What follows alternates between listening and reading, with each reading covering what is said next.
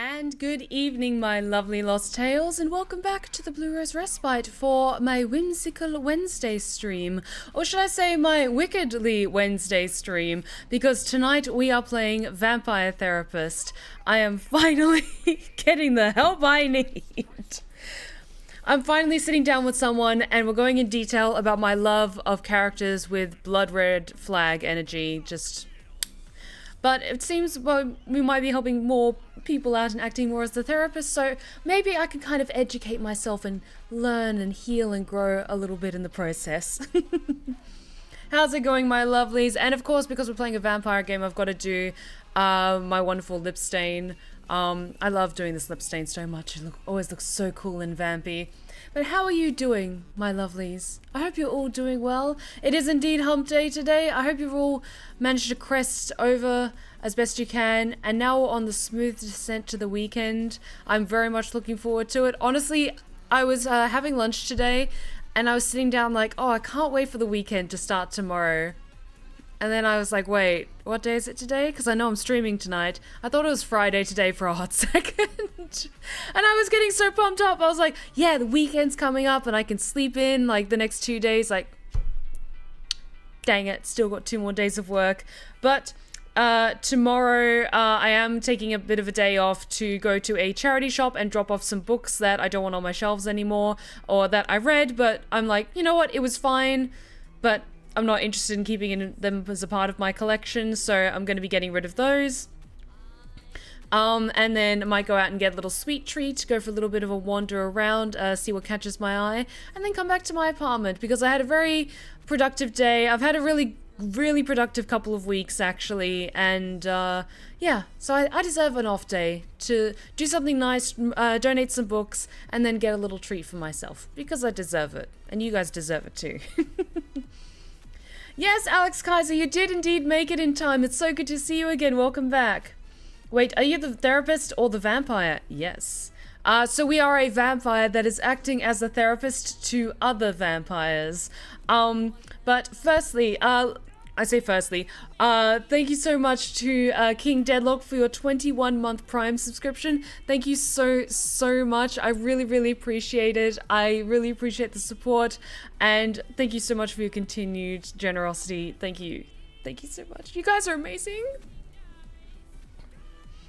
I'm doing great, even better now. Excited to check out Vampire Therapist. Yes, indeed, I am as well. I'm doing pretty good. I had a fairly busy but slow day at work yesterday, but I'm super excited to see what Vampire Therapist is all about. I am too. I will just say before going in, they do have a bit of a warning at the start of the game as a content warning, but because this is a game that deals with some heavy subject matter to do with mental health and of course vampires and stuff, so there's a lot of talk of death, like unaliving yourself. I hate that I have to use that word now instead of the actual word, but unaliving yourself, trauma and guilt and stuff like that. Because we are playing it as a therapist, giving comfort and consultation to these vampires. Just step into this game with and understand that we might be touching on some sensitive subject matter, so just be respectful in chat. If you feel uncomfortable, it's perfectly fine if you want to step away and take a break, and it's all good. Just take care of yourselves, okay, my lovelies? And Storykeeper, I'm doing pretty good. I'm going to renew my library card this afternoon, and then check out the D&D night they have next week. I need to figure out the rules of the advanced first edition since I've only played 5th. Oh, Storykeeper, that is fantastic. It makes me so happy that to see people actively supporting their local libraries. If you don't do it already, I highly support supporting your local libraries. They need more funding, they need more recognition, because they are an important resource, not just for providing books, but providing comfortable spaces for people to do have access to computers where they may not be able to get resources that they may require but are unable to afford. Support your local libraries. They are a valuable resource. Vampire Therapist. So the Countess is getting therapy? Did the hunter lover convince her to do this? Or was it Little Witch? That is all wonderful questions. I have a feeling like if the Countess was asked gently by their lover, like, could we maybe see a professional to talk about this? she would be more open-minded to it. But if it was like done as an intervention, like, hey, you're conquering way too much and everyone's unhappy about that, she would just go, well, that sounds, hang on, well, that sounds like a you problem. I am perfectly content with my capabilities as a ruler. It seems that all of you can't stop complaining, and perhaps you should shut the fuck up about it.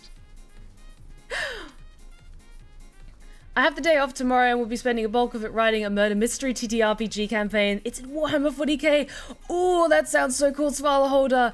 Oh, that sounds really, really cool. Like, a murder mystery TTRPG campaign in Warhammer. Would that be mostly like about Inquisitors going out and exploring? Like, don't give any details away if you want to keep that private, but oh, that sounds intriguing. That sounds like a lot of fun.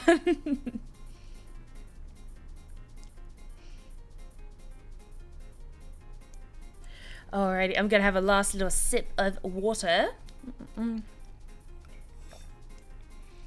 But I did have a little sneak peek, a little look into this game just to make sure that everything was all set up for tonight. And I think we're gonna be in for a good time, guys. So, I hope everyone has got themselves a drink, settling in. And I will say, Salmon, might be good to pin a content warning, just for a general like content warning for heavy themes surrounding mental health and other dark themes associated with vampire stories. Something general like that. You don't have to get into the specifics, but a pinned content warning would be appreciated. Thank you so much. Alrighty, settling in. When I was getting all settled in, waiting for you guys to arrive, because I have a few minutes after I hit live to just chill and vibe for a little bit, I was listening to Ghost, as I do. In case it wasn't already obvious, I love Ghost. And then it was like getting closer and closer, and I was thinking like, yeah, like halfway through Lacrima, I was thinking like, yeah, I should probably jump on soon. Like, oh yeah, I should really jump on soon. The ad roll's finishing up. Alrighty, so let us begin. Vampire Therapist. Okie dokie Loki. What? You love Ghost? Okay.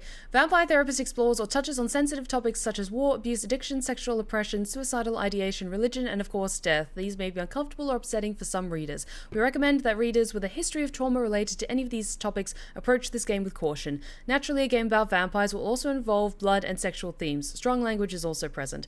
Vampire Therapist was developed in consultation with licensed therapists, but it should not be considered a substitute for therapy. Unless you're a vampire. So, just another quick warning for you guys. Proceed with caution. My name is Sam Walls, and I'm a dead man. Well, kinda dead at least. See, I'm a vampire. I do love me a Western vampire, a cowboy vampire. Dracula hooey, like hissing, wearing skin-tight leather, and hunting mortals for sport. I wouldn't blame you one bit. I mean, that's exactly the sort of thing I did in my younger years with my former gang. And let me tell you, a vampire who's good with a gun can be a real terror. I got lucky though. I met some kind mortals who saw beyond my fangs. They taught me my letters and showed me how my thinking was keeping me from finding any kind of peace. After they passed on, I roamed America's majestic wilderness for nigh on 90 years, figuring out myself and what it means to be a vampire. And I found revelation. What I realized was, it ain't fangs that make us monsters. It's the self-defeating ways we think. Anywho, as the world started getting smaller, my old vampire gang tracked me down. Them being my kin, I wanted to help them see the world like I did, but they still have the same monster mindset I used to have. Good thing I'm a quick draw. But I got hooked up with this newfangled internet thing and found a vampire who's helping my kin find their way. Fella named Andromachos, supposed to be 3,000 years old. ancient vampire. Come out to Europe to learn from him. I figure someone older than time has got to have the answers. I'm going on a trip, I guess. This feels like my opportunity to do some good in the world. I've been looking, and now it's time to give back. Vampires ain't monsters. Or at least, they don't have to be. And come hell or high water, I'm gonna prove it to them. Let's go! I just love me a good southern drawl with a vampire. Like, I love me some Southern Gothic.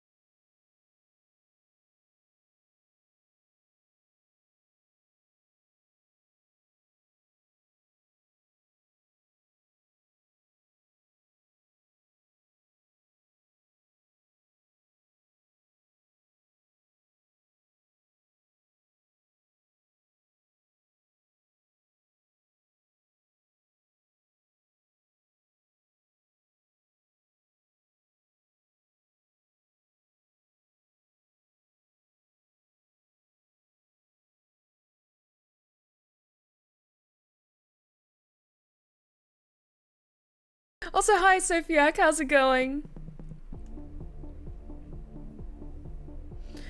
I'm gonna ask about Andromarchos. I'm looking for Andromarchos. You mean the club owner? Ja, satisfy wir here. If you're lucky, he will invite us to the private party at the end of the night. That's what I like to see, chat. The usual sign off of I volunteer! I volunteer as tribute. Well, what happens there? I think maybe it is too kinky for Americans to hear. That's fair. You get up to some wild shit at the clubs in Europe. Dress code, because our lovely cowboy here is missing a... He's wearing leather, so that's one thing, but he's missing some silver accessories. I don't think what I'm wearing will fit the dress code. The cowboy look is totally sexy, but you will get a bit sweaty. This, sorry, there's something about Matt Mercer's performance in this that I just find so charming and also, like, low-key just perfect and hilarious. I hope we will all get a bit sweaty. I think it's also the accent. Good thing we run a little on the cold side, huh? Don't worry, my Liebling. We make each other warm. Reinhard, stop. Don't scare the American. I want to do that. Yeah, this is honestly like half of the people that you meet when you go to these kind of clubs. Like, they're just there to party, have fun, and also just like flirt with everyone around them. It's delicious. Maxi Liebchen, you're so naughty tonight.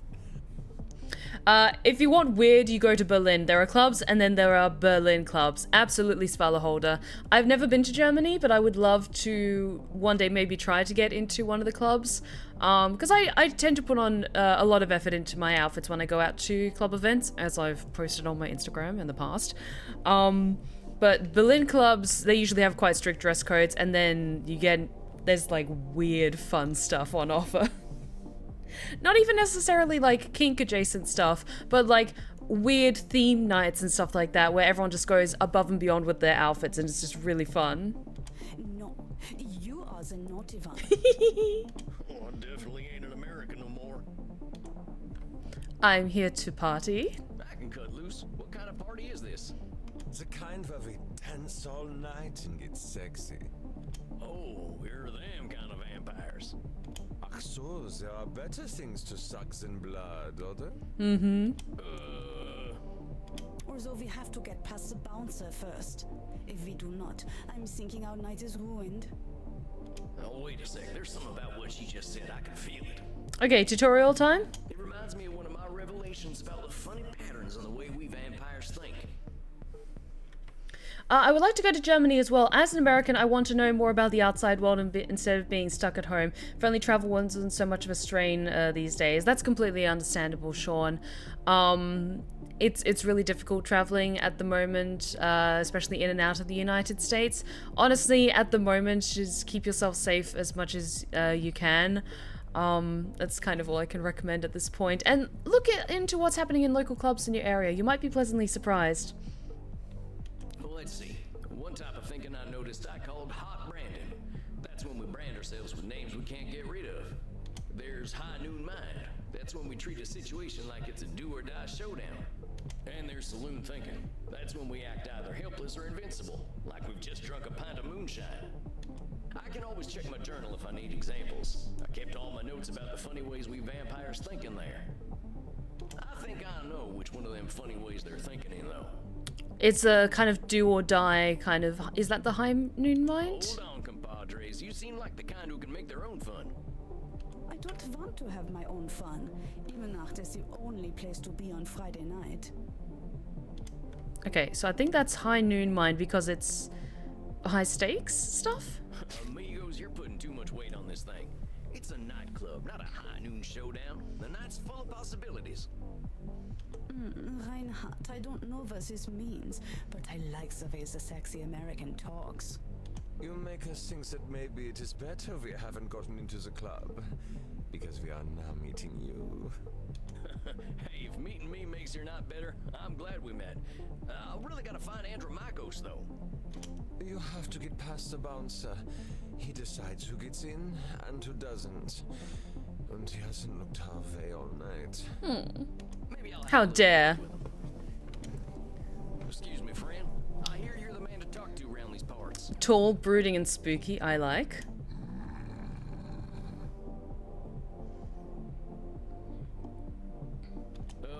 I'm here to see Andromachos. I mean, respectfully, Sam, I say this with nothing but respect, but considering how you react when we're just, like, encountering characters like this in games, I'm kind of scared how you would handle actually going to a club like this, where you are actually physically surrounded by a lot of very hot people in very tight, very petite clothes and a lot of leather and a lot of piercings. I think you would almost, like, I don't mean to pick on you or anything like that, but I think you would respectfully pass out on the spot before you even got inside.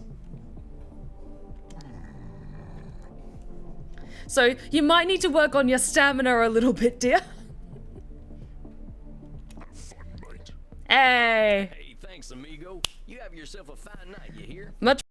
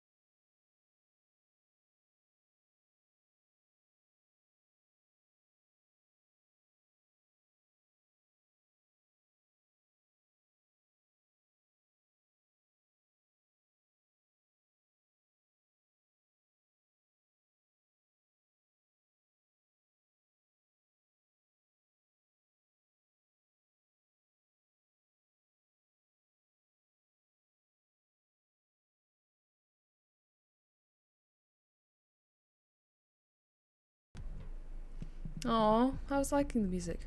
Okay, we can still hear it a bit muffled. Howdy. It's Sam Walls to see you, sir. The guy who's been sending you all them V-mails.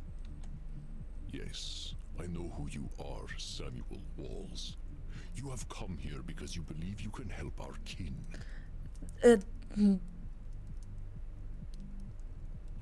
One second.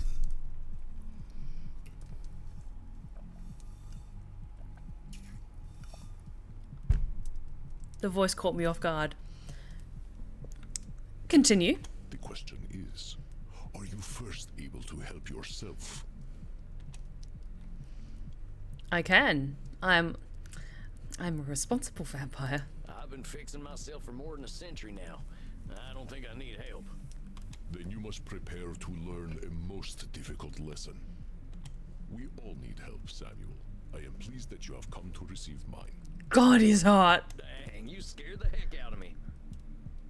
You must allow an ancient vampire his games. He will play them regardless. He's 3,000 years old and I call him Daddy. God damn! Please, sit down. Speaking of vampire games, an acquaintance of mine told me that they were fascinated by one called Vampire the Masquerade. Have you ever heard of it, Steph? Sean, I am an avid lover of Vampire the Masquerade. I LARPed it back in Australia on the regular. I think for like 4 consecutive years I was part of the international game around Australia. I went to a conclave and everything like that. I love Vampire the Masquerade. I haven't been able to play it in a really long time and I'm bummed about that, but it's one of my favorite games. It is so good. World of Darkness is so good. One of the many reasons why I love being a part of Hunter the Parenting so much is because it's part of the World of Darkness and all that. Like, oh my god. I love Vampire the Masquerade so much. If you're at all interested in Vampire the Masquerade and seeing what it's like in action, highly recommend the stream LA by Night and New York by Night, both of which are storytold, or the storyteller is Jason Carl, who is a fantastic storyteller and game master of the games. He's also a big, important voice in, I think he's brand manager for Paradox? Oh, By Night Studios. He's the brand manager for By Night Studios. Wonderful guy. We're mutuals. Totally have to shout him out here because he's really, really cool, really chill. But yes, I really like Vampire the Masquerade, in case it wasn't already obvious. What an absolute pleasure it is to meet you at last. I found your messages most intriguing. You know what? Because I'm kind of obscuring Daddy. 1 second. I'm just gonna like sink down here a little bit so you can see him a bit better. And then, yeah, that's still enough that you can see names clearly. And then I'm not getting in the way of the lovely vampire faces up there. Okay.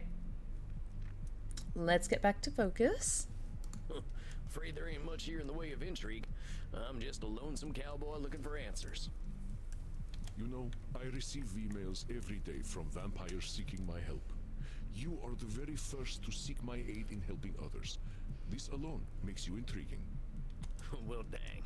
I think you're gonna be sorely disappointed when you get to talking to me. I'm just honored you're giving me the time of night. Don't do any self-deprecation, Sam. I have unlimited time, Samuel. I am pleased to share some of it with you. Our kind can be rather set in their ways. It is inspiring to see someone so young and eager to learn. Yeah, well, I wasn't much for learning when I was alive. Just making up for lost time, I guess.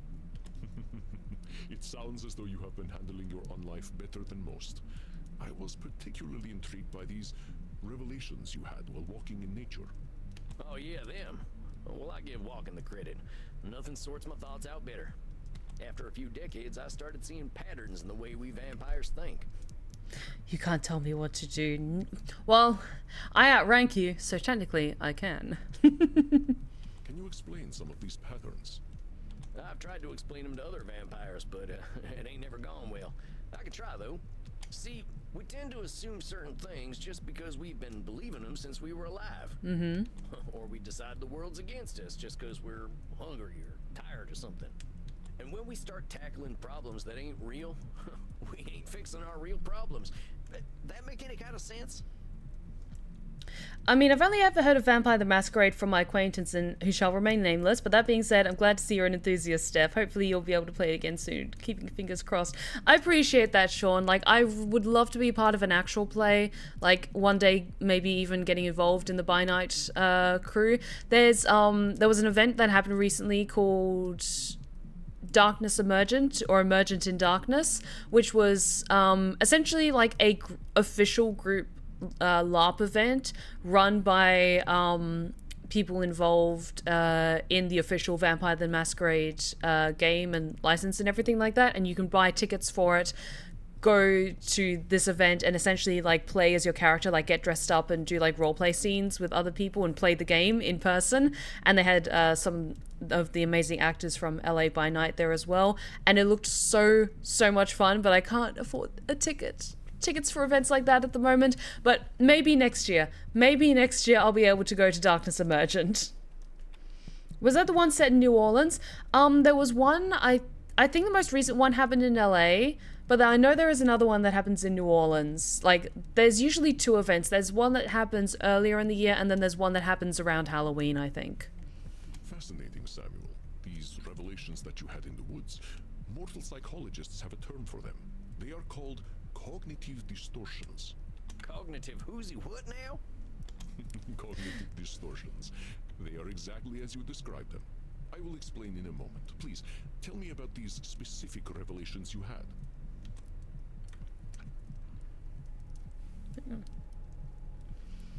I'll go in order. High Noon Mind. Well, I noticed how we stress ourselves out by making everything a battle of do-or-die absolutes. High Noon Mind, I call it. Like that feeling you get right before a big shootout. I must confess I have no experience with this feeling. I engaged in mortal combat long before the age of gunpowder. But the sentiment you describe mirrors the words of my old friend Marky Aurelius. He Oh, used to really? say that the magnitude of life's challenges often turn us into our worst selves. Very, very wise words. You mean Marcus Aurelius, the Roman emperor? Of course, his name was Marcus. Marky was a bedroom name. Oh, really? You mean you and the emperor were... It was ancient Rome. Penetration was similar to a handshake. I mean, he's not wrong. My apologies. I somehow forgot you were American. But let us discuss this high noon mine. I believe we can broaden your definition. Mortal psychologists call this phenomenon of binary thought polarized thinking, but I like to call it Nosferatu thinking. Nosferatu thinking? It means you are thinking in black and white. I get it. That's pretty funny. I believe it encompasses the breadth of the distortion. One is not flatly weak or strong, good or evil, smart or stupid, a success or a failure. The truth is far more complex and colorful. And Anarch and Tsamitsi having a conversation and not immediately trying to kill each other. Like, I've always wanted to play at Tsamitsi. I'm not gonna lie. Ooh, if I just had the opportunity to play at Tsamitsi or La Sombra. I want to play at Tsamitsi or La Sombra so badly. I played a Gangrel for like 4 years. Like, she was cool, but it was very much like baby's first OC. And I've definitely grown as a storyteller and as a gamer since then. I want to play at Tsamitsi so bad. Not every high noon gunfight ends in oblivion, correct? Yeah, that's true. Getting shot still ain't fun, but it ain't the end neither. A perfect example, Samuel. Now, try to catch me using Nosferatu thinking. I will give you a series of statements, and one of them will contain Nosferatu thinking. I will repeat them if you miss it. If I do not drink blood, I will surely die. Death eventually comes for us all. Mortals will always fear our kind. Is that the one?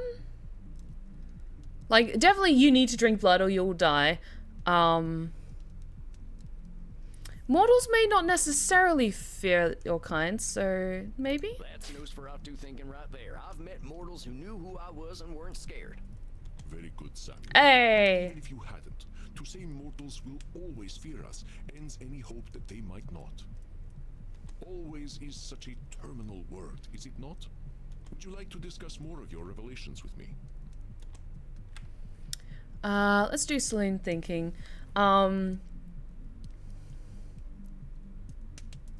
Yeah, but it's good to see two completely divergent individuals having a calm conversation rather than go for each other's throats. It's sad we don't have that in the real world more often. It depends on the dynamic between the two and the emotional maturity of the two people talking. I think you have to have a lot of emotional strength and be able to reflect on your own flaws in order to have a healthy, like, deeper emotional conversation with another person and not feel like you're being attacked or anything like that. Like, being able to have that ebb and flow between two people. Like, I had a important conversation with someone the other day that was about quite a tricky topic of conversation. I won't talk about it. And I was quite anxious, like, in the build up to the conversation, because I was quite worried, like, are they going to be angry with me or like agitated with me? And it was a heavy conversation, don't get me wrong, but we were both coming from a stable place of emotional maturity where we could have an open and honest conversation and fully acknowledge, like, each other's flaws in that way. So it takes work in order to get to that point, but once you get there, it rewards you the rest of your life, being able to have that kind of emotional depth. I'll go into saloon thinking. I realize that as vampires, we can get the feeling of the power that comes with immortality and strength, but then we get hopeless and aimless over time. It's kind of like the fella you see in the saloon at the bottom of a bottle of whiskey. Either he thinks he can fight everyone, or he's crying into them last drops because he thinks life's hopeless. It's saloon thinking. Two extremes that probably ain't true. A fascinating observation, Samuel. Your saloon thinking was described in my time as the battle between hubris and nemesis, the twin excesses of arrogance and self-pity. Oh man, it made me wish I'd gotten some schooling. Maybe I would have figured this stuff out earlier. You live forever, my friend. There is no rush. What you have identified is a phenomenon where individuals perceive either an illusion of control or a lack of control. Mortal psychologists call this phenomenon you have described a control fallacy. Rarely do we have complete power over our situations or no power at all. But we create this illusion that stops us from attempting to change our perceived situations. You gotta tell us about your first OC. It's a canon event. Okay, I won't go into the details, but it was like, I didn't really have a good grasp of how to roleplay a character like that and really, like, just not be myself. And I think I just imbued it was just like a kind of self-insert in a way, which is completely fine when you're coming into a game for the first time and you aren't really sure about what kind of character you can play, so you just kind of just make someone whose traits align with yourself and then put them into the game. She was a gangrel who had like fox kind of stylization, so I had yellow and / orange contact lenses and made my eyeliner look like fox's eyes, and she was a kind of grungy rock star sort of character. She was a lot of fun to play, don't get me wrong, and then she, like, I just think I ended her story with her fucking off to London because I left to move to London.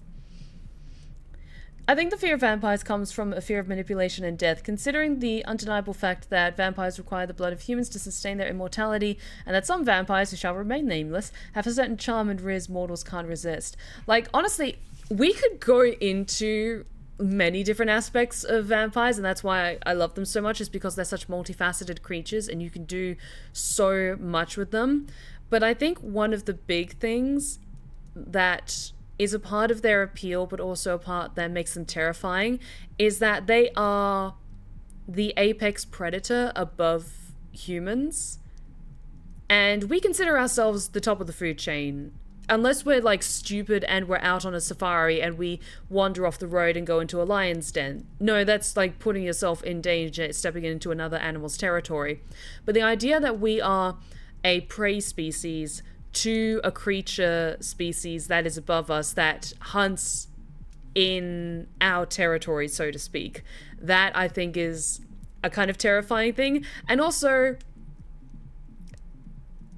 I'm not going to go into that because that's going to, like, get the mood of the conversation down real fast. But vampires are so fascinating to me, and that's probably why they're my favorite kind of creature to look at and to write about, is because they're so multifaceted. You can do so much with them as, like, creature archetypes, and they're just fun. I just really fucking love vampires. Yeah, used to think I'd never get away from my gang. And maybe that's what made me stick with them for so long. Yes, you see how cognitive distortions keep us from facing reality, whatever that reality may be. Of course, I am so old and powerful that I am always in control. That's a control fallacy. You're not always in control. You're testing me, ain't you? That's a control fallacy right there. Well done, Samuel. I am indeed very powerful, but the cosmos holds no awareness of Andromachos. Of course, as you expertly pointed out with your analogy about the man at the bottom of a whiskey bottle, a control fallacy can be positive or negative. Listen to my next few statements and try to find a control fallacy. Simply let me continue if you do not detect one. The sun will eventually burn out. I will roam a cold, dead earth, and there is little I can do about it. Will that count as one? No, that's kind of a fact of life. If you are a vampire who manages to live that long, then yeah, like a couple of hundreds of thousands of years later, the sun will eventually burn out. My kitty cat died. I shall be lonely forever. That's a control fallacy. No, like, it's terrible, but you can always get another cat. I'm sorry about your sweet kitty, but you can always pick up a new one. Or there's lots of them just waiting for a loving home, so you don't need to be lonely. It was just an example, Samuel. Well spotted. But I do speak from experience. I felt this way once when a pharaoh I was dating had our cat mummified. How old are you? I went into a murderous depression that nearly decimated the continent. But I had the power to help myself all along by adopting a new friend in need of a home. Oh, dang, don't let me get on your bad side. I doubt you shall see it, Samuel. Did you have more revelations to tell me about? Hot branding. See, I used to be in a Excuse gang. me? They were my whole existence. If you asked me who I was, I would have said, I'm a murdering bastard. Once I got away, I realized how small-minded I was. I was Sam before I was a murdering bastard, but that's how I was choosing to brand myself. My old gang's still around, and they're still branding themselves like that. They can't see themselves as anything but killers. Very astute, Samuel. I favor the clinical term, however, which is labeling. You correctly discovered that labeling is a reductive act. When we call ourselves names, even if we find them accurate, we create prophecies we are doomed to fulfill. For millennia, I thought of myself as a killer. It was not untrue that killing was how I made my way in the world. I was an unstoppable warrior and assassin. But with this label, I limited myself for ages. I did not only kill people, I also killed potential aspirations I might have had. See whether you can catch me doing some labeling in my next few statements. Okay. I am so old, I am ancient. No, that's a fact. Call me whatever you like, but don't call me late for dinner. How shall I describe myself? Yes, I am a mass murderer. Well, I mean, considering how old you are. Well, that's about as clear a labeling as it gets. Yeah, we vampires tend to do a lot of killing, but reducing ourselves to killers ain't doing us any favors. Excellent, Samuel. You are correct. Labels can be cages that we lock ourselves in. I was a mere murderer for most of my existence because that is how I labeled myself. Yeah, I did the same thing. Sam Walls, murderer, reprobate, and good for nothing. Those are not how I would describe the Sam Walls I see before me. Did you have more revelations to tell me about? I think that's all of them. Or at least the ones that were the most obvious to me. That you recognize the concept of cognitive distortions at all is most impressive, Samuel. What took me nearly 3 millennia to understand took you merely 2 centuries. At the same time, though, I kind of feel sorry for vampires. I say this because it can't be denied that some vampires didn't become what they are voluntarily, and that they can't move forward in life because they are immortal and stuck in a certain point in their lives. They'll stay young forever while their mortal family, friends, and loved ones wither away and pass beyond the veil. That is completely understandable. Yeah, that's probably why I wouldn't fit in as a vampire, because I care too much and I wouldn't want to harm anyone. Granted, human beings can be knuckleheads when they want to be, but all life is precious. Sorry, I overthink from time to time. No, it's all good. And that is completely fair. I will say, a lot of stories about vampires, it's very much a vampire is born out of grief and trauma, as said by Louis de Pointe-Lac in the interview with the Vampire TV series. Or like, vampires are born from trauma. Because I think it's something that they talked about in LA by Night, where all vampires will have a slightly different relationship with their sire because their sire is also their murderer. So how do you have a healthy relationship with the person who killed you? Which is a really difficult thing to wrap your head around. Like, if you're going to be like tied to this person in a tangible way for the rest of eternity, would you want to try and make amends and be friends with them? Would you want them to apologize? Would you want them to get revenge on them for killing you? Are they your lover and you want to spend eternity with them and this is a delight? Like, it's a difficult thing to untangle, but that's what makes vampire stories so interesting. Me personally, I would fucking love being a vampire, as if I'm not one already, because if I just had endless eternity to do almost whatever I wanted, all my money in a savings account, let that bitch increase in interest over the next 40 years or so, while I find myself a nice little quiet corner of the world, learn how to speak, read, and comprehend every known language I want, read as many books as I can get my grubby little hands on, and then emerge wealthy, educated, and ready to take on the rest of eternity. Tell me that doesn't sound like an awesome plan. Oh, come on, you're just flattering me. I'm just a dope stumbling his way through unlife. Are you now?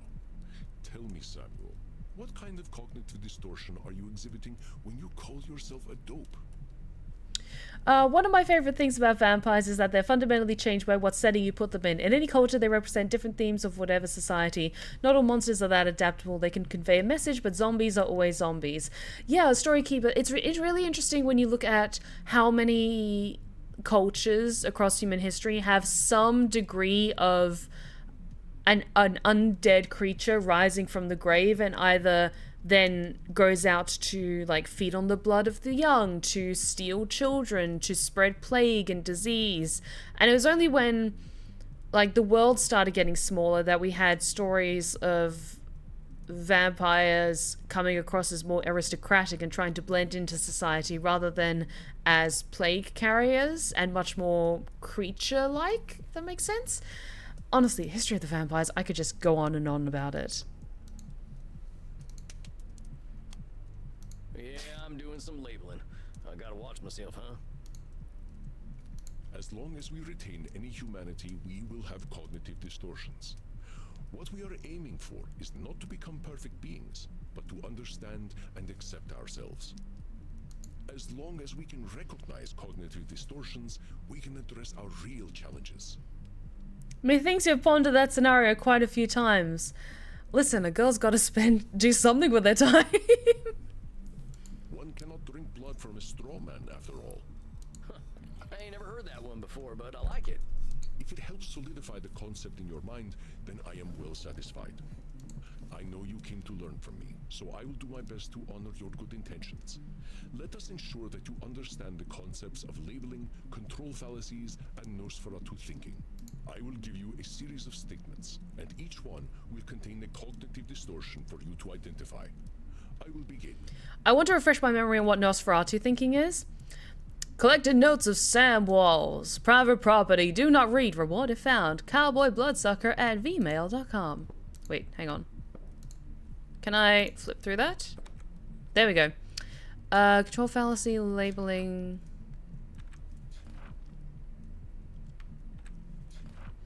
Nosferatu thinking. Sometimes things can seem black and white, win or lose, famine or feast. Ah, that's right. It was the very binary, like, one or the other sort of thinking. Control and hopelessness. Do or die and labeling. Okay. Okay. If I invite over my vampire friends, I know I'm going to have to deal with guano all over the place when they turn into bats at the end of the night.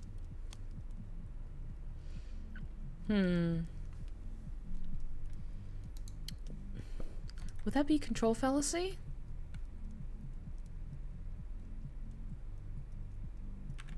I think that's control fallacy. Yeah. there's a control fallacy, sir. You're acting like you've got no control, but you could lay down some ground rules for guests, or some newspaper. Or express concern to my friends that they have not been toilet trained. Very good, Samuel. Let me try another.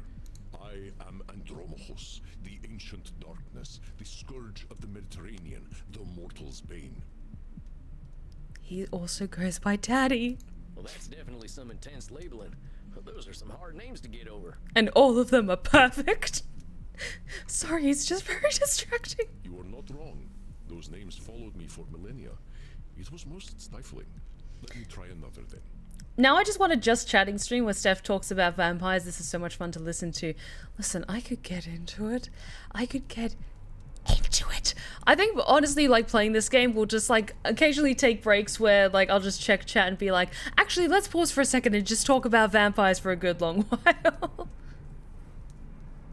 If my club's revenues do not significantly increase, I will end up living on the street. Do or die? Nosferatu There's thinking? gotta be Nosferatu thinking. There's a huge space between making a ton of profit and living on the street. Indeed, you are correct. I run my club at a considerable loss, but 3,000 years of banking interest means that money is not really an object to me anyway. I'm not gonna lie, that also sounds really good right now. Samuel, now I am not only intrigued by you, but also impressed. I would very much like to teach you my ways, but I must demand something of you first. Anything. Anything.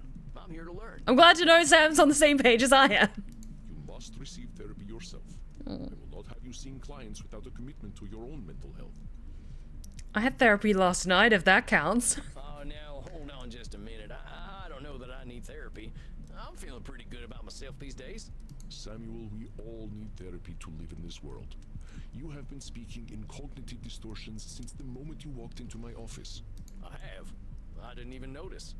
They are most insidious, but I am here to help you identify and challenge them. You have walked alone for too long, Samuel. Allow me to share my experience with you. Oh. Well, all right, if you say so. I appreciate your taking the time to work on this old cowpoke. Labeling. All the time in the world, Samuel. But for now, you must be eager for something fresh. Please, dance, drink your fill. We will begin tomorrow. Okay. Okay, then. Well, sir, it's been an honor. You don't have to call me sir, you know. I volunteer! Can I, is that an issue for you? Or can I do that? Please.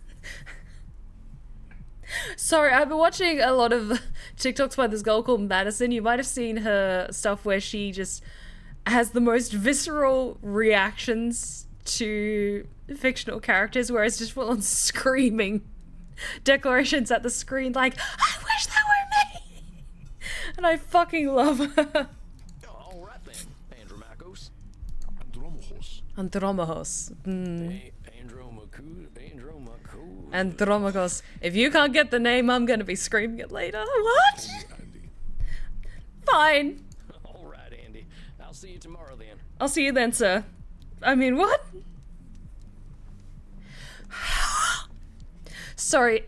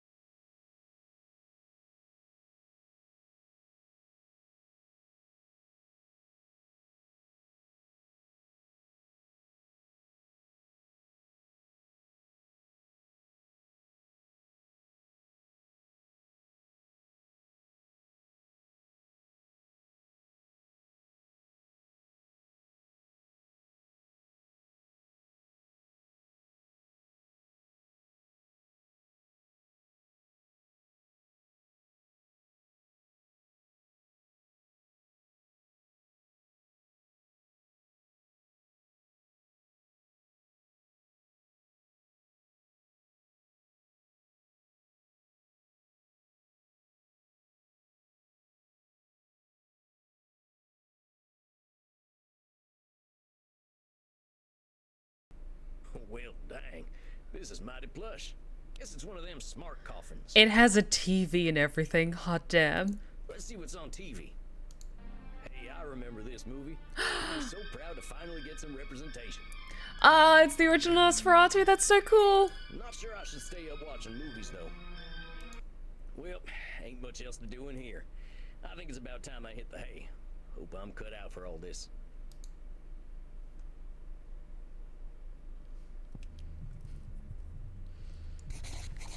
Samuel, good evening. I hope you slept well. Oh, like a log. I had some wonderful dreams. Like the dead, as they say. I was hoping to save you some breakfast, but I've already sent them on their way. Oh, that's all right. I'm still pretty full from last night. Them goth types were practically throwing themselves at me. I am not surprised. Perhaps I should be concerned that some of my guests will follow you home. I mean, they can try. Well, gosh, if I still had mortal circulation, I'd be blushing. This is a capsule hotel for vampires. It kind of is. Why are you so embarrassed, Samuel? I'm not gonna lie, I really want to eventually be able to afford to get my own coffin and use it as a coffee table. And just have like a panel of glass or something like that that I can rest over the top of it. Because my current coffee table, you can kind of see it a bit behind me, it's actually half of a whiskey barrel with a circle of glass on top of it. But I would love to get a coffin as a coffee table and have like a wide panel of glass resting on top of it, and then I can just remove it, the glass, if I want to like just lie down in the coffin for a little bit. Is there a save game option? Probably no. Good time to know. There is a thing that pops up here that says like checkpoint saved, so I'm keeping an eye on those as like good markers for like, okay, things are progressing in the story, and then that'll be an indicator like, okay, this is a good time to like wrap things up. Ah, hell. Guess we should just save it for therapy, huh? We're gonna get started now? That's very Magnus Archives of you. I know. If you like. Why not? I'm eager to get going. Let loose, Doc. It's also a bit Magnus Archives, but also very Lestat as well, because in the original film adaptation of Interview with the Vampire, Lestat keeps a coffin like out in the open, and he just has like a silk tablecloth on top of it, and that's where he tosses the sex worker into after he's terrorizing her. That's stuck in my memory for a while. Just really want a coffin of my own. The Shadow Caretaker, how's it going, Vince? Thank you so much for the support. Whenever I think of a platonic soulmate, one of the faces is you, Steffi Steph. Through dark times and light, you've been one of the best things that's happened to me. In good days and bad, I find you to be one of my treasured relationships. Thank you for being you. I love you. Take this koala hug and let me squish you or boop your snoot. No! But I appreciate the hugs. The beautiful squish koala hugs. Thank you so much for the support, Vince. I really, really appreciate it. And you came at a wonderful time. This game is fantastic, and I'm swooning non-stop. So you guys seem to be enjoying that as well. But Vince, feel free to stick around as long as you like. Thank you again for the resub. I really appreciate it. Very well. Let's start with the first question any therapist asks then. What brought you to me? Why is becoming a therapist so important to you? Well, gosh, I remember what it was like. Being all angry, hungry, and scared all the time. It ain't no way to live. When I see vampires acting the way I used to, I just need to show them there's more to unlife. And why is that up to you? You, of all people, know how lost our kind can be. Preying on the weak, dating mortal high schoolers. It's fair. I've got to make them see their potential. That's what I'm here for. I know it. I just wanted to pop in and give you love because I miss your face. Oh, you're so sweet. Thank you, Vince. That is a lot of responsibility to place on yourself. You got a funny look in your eye. Am I doing one of them distortion things? You are most perceptive, yes. Perhaps you can tell me what it is. When you say you are here to make vampires see the world differently, in what way are you distorting reality?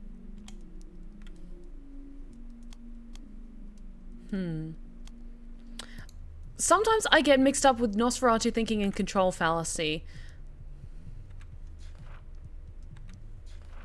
Okay, the journal does look like fun, but 1 second.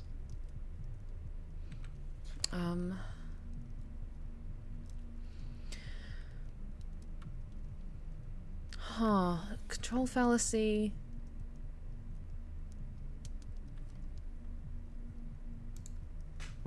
When you say that you are here to make vampires see the world differently, in what way are you distorting reality?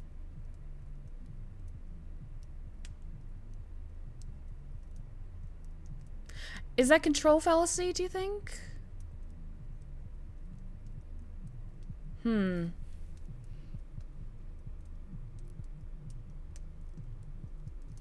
Or is that more Nosferatu thinking? Like, I have to do this. I'm doing some Nosferatu thinking, ain't I? Remember, Samuel, Okay. Nosferatu thinking comprises thoughts that are lacking in color and nuance. They are one extreme or another. You are not Nosferatu thinking. Okay, then it was control fallacy. I will ask you once more. When you say you are here to make vampires see the world differently, in what way are you distorting reality? Control fallacy? Well, I guess There we that's go. control fallacy, right? I can't assume I'll be able to help other vampires the way I was helped. Very good, Samuel. Control fallacies are hard to avoid when one feels strongly about something. Your fate is not to transform every vampire you ever meet, even those who are your clients. You will do what you can do, and that is enough. Wise words. I am eager to learn how you developed this desire to help our king find a different way of thinking. Well, like I told you when I first emailed you, I was a real nasty son of a bitch when I first became a vampire.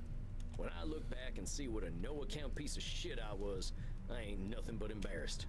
It all seems pretty stupid to me now. Here we are living forever and all we can do is kill? It's the dumbest thing I ever did here. I am going to stop you for a moment. Stupid, no-account piece of shit, nasty son of a bitch, dumbest thing. Do you hear the way you are talking about yourself? Not being nice to yourself, Sam. With respect, sir, I earned all them names. I killed women and children. Half the ghost towns out west are my doing. I didn't think of nobody but myself. Pretend you are my therapist. If I sat here and called myself a no-account piece of shit, what would you tell me? Labeling. I'd say you were doing some labeling. And I guess I'd tell you to look at yourself a little more kindly. Please, sir, please stop saying my full name. It's making me feel things. Oh, buckle up because we're going to be getting a lot more of that tonight. Extend the same compassion to yourself then, Samuel. How are you to move on from being a nasty son of a bitch if you are labeling yourself? If you wish to be a guide to other vampires, you must start with compassion for them and for yourself. Let me know, guys, is the volume for the game a little low? Because I can turn it up a bit because this isn't like a super intense action game where there's a lot of stuff going on. It's just mostly about conversations. Like, is this like a normal good level for you guys? Or is this... It's a little on the low side. Okay, let me just adjust that. Okay. So, this better? Now that you've gotten all that horrible name-calling out of the way, please tell me, how did you find your sense of purpose? Well, I was on the run, you see. The Wild West was ending and the Pinkertons were starting to get the better of my gang. Yee. I went into hiding and found a strange group of folks out in the country. They knew I was an outlaw right away, but they didn't judge me for it. Okay, it's sounding better now? Okay, good, good, good. They didn't even care that I was a vampire. They welcomed me like a friend, even shared their blood with me. They taught me how to appreciate the beauty of the night, and I started seeing things I'd never noticed before. They taught me my letters, philosophy, and how to question things instead of being scared of them. I think about them every day of my unlife. They somehow freed themselves of all the judgments of the time and were better off for it. Good on them. These must have been the 19th century American transcendentalists, yes? Oh, thanks for the stretch check, Sam. Ah. Yes, sir. I'm glad I died when I did, because their like just don't exist Thank no you. more. Once my community died out, I started walking. That was something else they taught me how to do. There ain't nothing like having a walk and a think. I walked in nature for about 90 years and just took in all the grace and beauty of my country. God, that sounds amazing. I guess I was kind of selfish, though. I should have been helping other vampires the way the Transcendentalists helped me. Why? Why waste 90 years walking when I should have been helping others? Seems pretty obvious to me. I could have done a lot of good in that time. But your should turns that which you could find fulfilling into a duty. You create an extrinsic motivator. Should statements are another cognitive distortion, something created by your own mind. Nature asks almost nothing of you. Interesting, okay. Even if your should comes from a place of good, it creates undue pressure. And what do we do once we are pressured? We resent the shoulds. We procrastinate. And as you know, we have a lot of time to procrastinate. Indeed. You got that right. Why do today what you could do next century? Exactly. Should statements remove the intrinsic joy from that which you find fulfilling? Hold on though. Ain't there some things we really should do? Of course, there are things we must do. But nature herself tells us what they are. We invent the rest.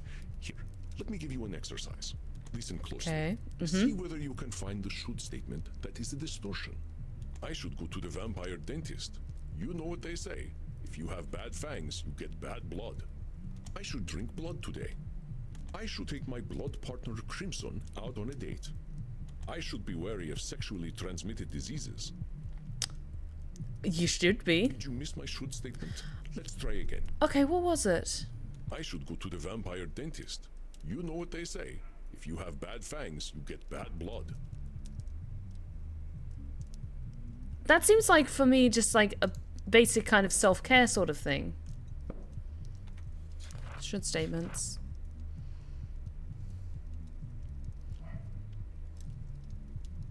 We should probably be dead because our hearts are beating, but it seems that ain't true.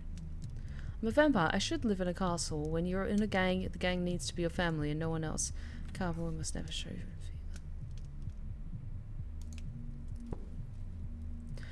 Is that it? That's the one. No one should go to a dentist. Goddamn butchers. No. That is not true. We have to go to the dentist. Our teeth are important to us. Huh. How long has it been since you've seen a dentist, Samuel? No comment. No, not since the Civil War, and I'd rather keep it that way. Ooh, honey, you need to get a checkup. We'll talk about that in another session. Let's try again. I should drink blood today. I should take my blood partner Crimson out on a date.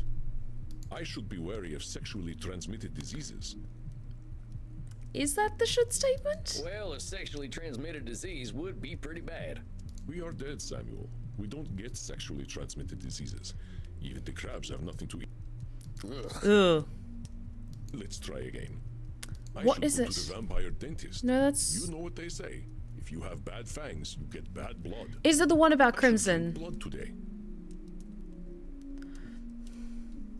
Or is that it? Because if you're not hungry, then you shouldn't feel pressure to eat.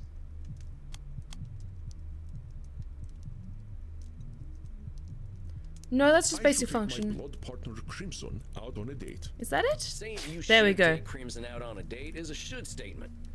You turn Ah. something you want to do into something you have to do. Okay, That's right, Samuel. that makes sense. Okay. You know, I couldn't be more pleased with you. Your time in nature was clearly well spent. Well, thanks, I suppose. I eventually got there. But if you don't mind my saying so, I hope you're treating that mortal lady right. Thank you. Please, ask her yourself. I'm totally not at all jealous. I imagine she would share her blood with you. You look like her type. Oh, really? Hold on. I've only been in Europe for a couple of days. I ain't gonna go after my teacher's girlfriend. I mean, things are more liberal here in Europe. She does what she wishes, and that is why I chose her as my blood partner. Samuel, even if it beats no longer, you have a good heart. I think you will be an excellent therapist. So far, that good heart of mine hasn't amounted to much, but I'm willing to give it my best shot. You are uncomfortable with praise, aren't you, Samuel? Every time I say something positive, you find a way to negate it. I just don't think I should be doing any bragging. I spent my first 50 years killing. I spent the next 90 walking in the woods. I've tried to walk a better path since then, but I ain't no saint, Auntie. I did not say you were. Having met several so-called saints, I can attest that none of them were either. Interesting. I understand your discomfort, Samuel. I, too, have done terrible things that I cannot erase. But is erasing the good I have done worthwhile? Well, I guess when you put it like that, it sounds kind of silly. It's another cognitive distortion, one that mortal psychologists call disqualifying the positive. Okay, this one's pretty straightforward. I understand that the actions of your past are difficult to bear, but what we are here to do is accept reality, with both its positive and negative aspects. I am not saying that you should disqualify your negative actions, but merely note when you disqualify the positive ones. Let us try an exercise. See whether you can challenge me when I disqualify my positive deeds. I am Andromachos, one of the most powerful vampires alive. Before I became the vampire I am now, I did exceptionally terrible things. I have defiled the innocent. I have killed countless people. The good I now do pales in comparison to the evil I have done. That's disqualifying the positive. That's the one. You're literally disqualifying the positive by comparing it to the evil stuff you've done. Well done, Samuel. I believe the recognition of this distortion will serve you well when you start to see clients tomorrow. Oh, good. I really hope I don't fuck up. Whoa, tomorrow? I only just started learning these here cognitive distortion things. I will, of course, be with you. You needn't worry. I can sense your instincts and will help you. Thank you. But tomorrow, I just don't feel ready yet. My friend, we are never truly ready. But if it would ease your concerns, we can practice with further examples. Would that be helpful to you? Yes, please. Yes. Yeah, I think I could use the help. I just need a little bit more of a nudge because some of these are a bit Very well, tricky. Samuel. Let's try some examples. I will give you a statement, and you find the cognitive distortion in it. I am far sexier than movie vampires. Therefore, I should be a movie star.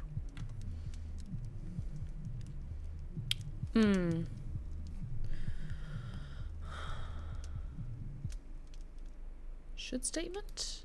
1 second.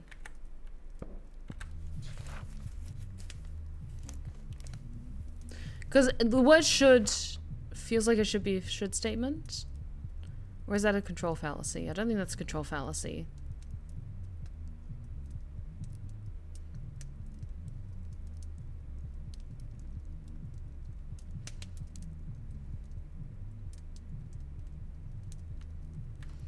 I think that's control fallacy. This should be an easy one, Samuel. The distortion I am displaying is right in the name. Okay. Try once more. Yep. I am far sexier than movie vampires. Therefore, I should be a movie star. Should statement. Oh yeah, that's an easy one. That's a should statement right there. Sam, But you're not insecure enough to be an actor anyway. you say it's easy, but I got it wrong. Excellent, Samuel. Would you like another exercise? Yes, please. If I cannot consume high-quality blood, I might as well drink blood from Florida. That sounds like Nosferatu thinking. That's Nosferatu thinking, ain't it? Correct, Samuel. That being said, I am sure there is still decent blood to drink in Florida, but I will bring a test kit anyway. Good plan. Would you like another exercise? I think I should be better I now. think I'm good. All right, Samuel. You must be hungry now. I suggest you get the liter inside you. We have a big night tomorrow. Do we how get to go much is a downstairs liter? to the club? Just get enough to drink, Samuel. We will not be able to work if you are hungry or tired. Now, please excuse me. I do have a date with Crimson tonight. I suspect I shall not return until nearly morning. Good. Have fun. Do you need a secretary? Yeah, of course. I hope you have a nice night out, Mr. Andy. Here are my qualifications. I have excellent experience as a receptionist and a personal assistant, and I am very polite on the phone. I can take care of whatever you need. Please hire me. You as well, Samuel. Rest in peace. Oh, you too.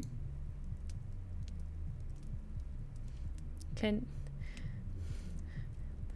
Andy? Ah, Samuel, glad to see you are awake. Your first client is on his way. Oh, God. What, already? Look, Mr. Andy, sir, are you sure I'm ready for this? These are people's brains I'm messing with. Fear not, my friend. You are a powerful vampire in your own right. To be so young and have so much empathy is quite a gift. God, he's so fine. All you need to do is listen, and I know the truth will reveal itself to you. Shucks, wish I had your confidence. Well, to a limited extent, I can see the future. Oh. If you are about to misinterpret a client's distortions, I will set you back on the right path. Thank you. You can see the future.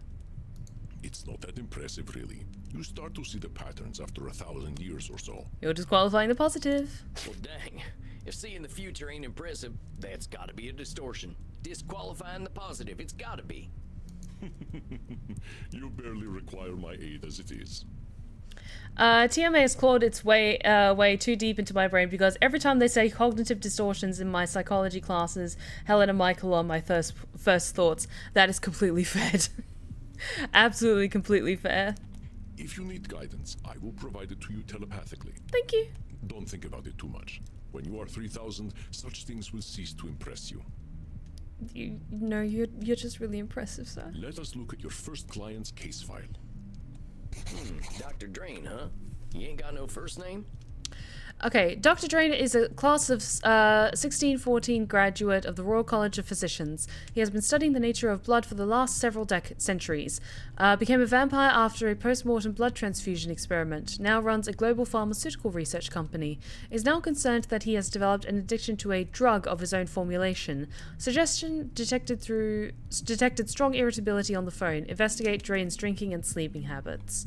Interesting. Many vampires go by one name. Families and titles seem to become more abstract after a certain age. Huh. So is it funny that he kept the title? Indeed. You catch on quickly, despite your habit of disqualifying the positive. I will let you work now. I shall be meditating in my coffin, but I will sense when you need my help. Thank you. But Samuel, I know you can handle this. Be yourself, and all will be well. Okay.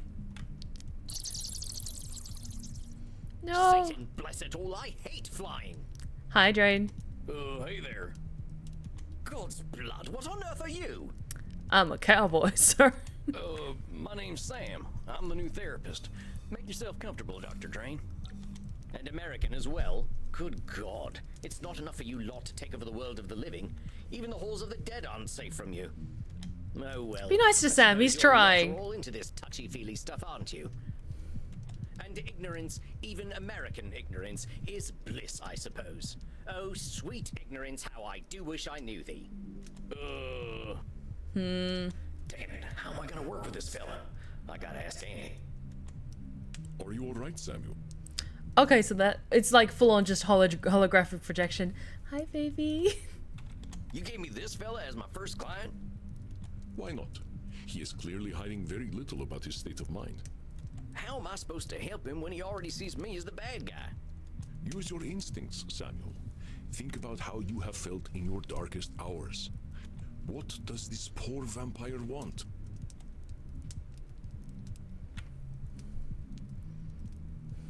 Wants a reality check? I think he needs a dang reality check, charging at me like an undersexed bull. If you tried to give an undersexed bull a reality check, that would not change the fact that it is undersexed. How did the Transcendentalists approach you when you were a wilder man, Samuel? Yeah, I get it. I'm sure this fella's come here with problems. I can't be surprised when they show up. Wants to complain. I think he just wants to complain. Perceptive, Samuel. He can hardly stop himself, can he? So, what? I just let him complain? Of course. Just give him a starting point to let it all out. It will make him feel better. Well, if you say so. Don't worry, Samuel. You are doing wonderfully. I will release your time now. Well, are you just going to sit there? I was just gonna ask how your trip here was. My trip was bloody wonderful. Until my familiar got a flat tire and I had to fly 30 kilometers here as a bat. You made it in one piece, though. I hate being a bat and I hate flying. Do you know an owl tried to eat me? No way. Me, a creature that has lived for centuries, treated like common prey. I'm surprised he was even interested. You should see what an ugly little beastie I am when I transform. All I could do was screech and squeak until he went away. Oh, BB. Well, Hey, Scarecrow, how's it in a going? manner of speaking, anyway. You all right there, pal? Yes, I'm fine. Well, I'm not, of course. I wouldn't be here otherwise. But for the sake of conversational integrity, fine. I take it you read my case file and know why I'm here? The addiction. You're here for an addiction problem. Yes. Embarrassing, isn't it? Well, what's to be embarrassed about? I remember when Ulysses S. Grant was president. Didn't seem to bother him. Oh, well, of course. How wonderful it is that I share the mental failings of people who only live a single lifetime. Hey, come on now. There's a part of us that's still mortal. Can't help that, just like we can't help being dead. So I'm discovering. Look, I just need some tips and I'll be on my way. Just give me all the tricks. Whatever one does to make addictions go away. It's not that easy. Tips? Let me think.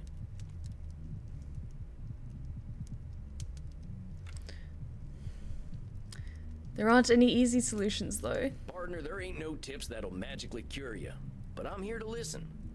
You know, I never in my life thought anyone would ever call me partner. Like partner, but not with a T. And I know how you English love your tea. Thank goodness we can still process tea. We cannot live on blood alone. I appreciate the concern, though. I must admit, I rather saw myself above this whole addiction thing. But tell you what, let's not worry about being above or below anything. You're here now, so let's see what we can do. What exactly are you addicted to? It's a form of plasma, a catalytic compound of my own design. Interesting. A necessary component of my own scientific goals. Interesting. You're losing me. Well, let me try to make it simple.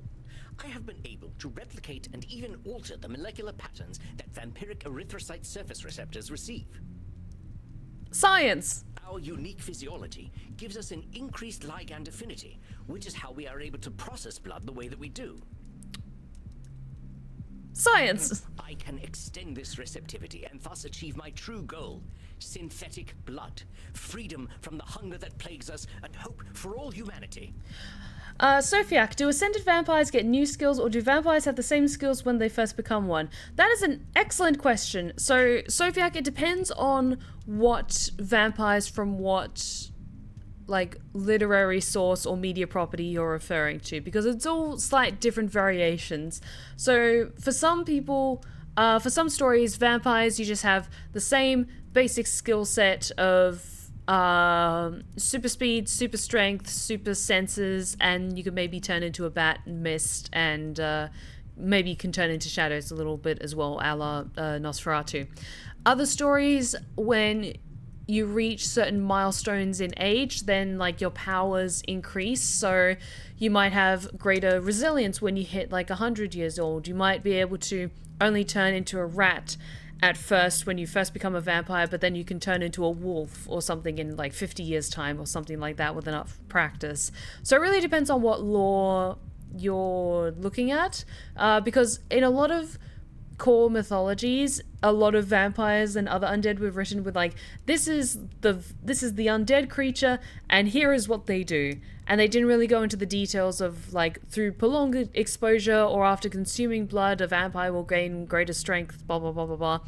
And then you have cases like in Vampire the Masquerade, where you have specific mechanics in place to play the game, where your skills grow greater and more powerful over time. And then there's also diablerie, but that's a whole other thing. But friends, don't diablerize each other. Well, dang, that sounds pretty impressive, Doc. Well, it doesn't work without a vampiric catalyst, and that is the plasma I am addicted to. Pathetic, isn't it? I have spent 400 years trying to steal the secret of blood, only to be engulfed by it, like Prometheus walking into a fireplace. Pathetic? Doc, where the heck would you get a word like that? You've come up with a synthetic blood. Man, I can barely get my spurs on some mornings. Maybe you had a setback or two, but give yourself a little credit, compadre. Credit? For wasting 400 years? Practically speaking, I am in the same place as I was back when King James was in power. Only now I have a drug problem. Perhaps I must face facts. My professor was right. Nothing we ever do will make a damned bit of difference. Boo. Samuel, listen to him. Do you recognize his patterns of thought? There's some distortions in there, ain't there? I knew you would sense them. Invite him to talk more about this failure of his. I'll do my best. Now hold on just a minute there, cowpoke. I've heard you talk a lot about failure, but it sure sounds to me like you ain't thinking clearly if you think you're a failure. I am a realist, that's all. Look at me. 400 years of study and still dabbling with leukocytes.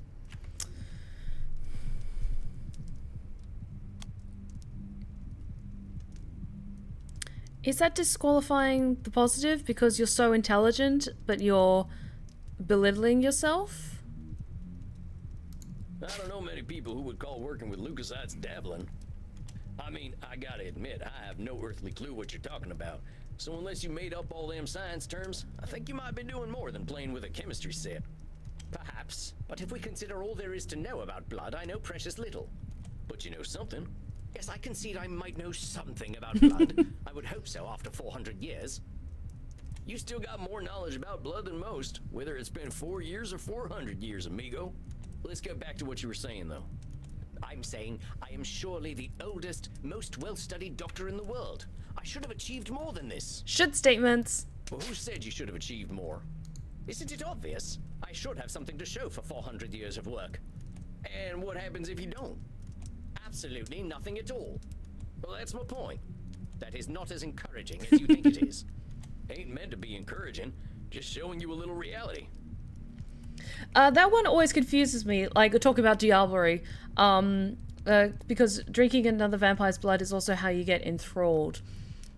So with diablerie, it's different. That is when you not only consume the vampire blood, but you consume the vampire's blood to the point of killing them. So you essentially, like, imagine not just tasting another vampire's blood, but you are drinking in that previous vampire. You are taking in all of their strength and then killing them in the process.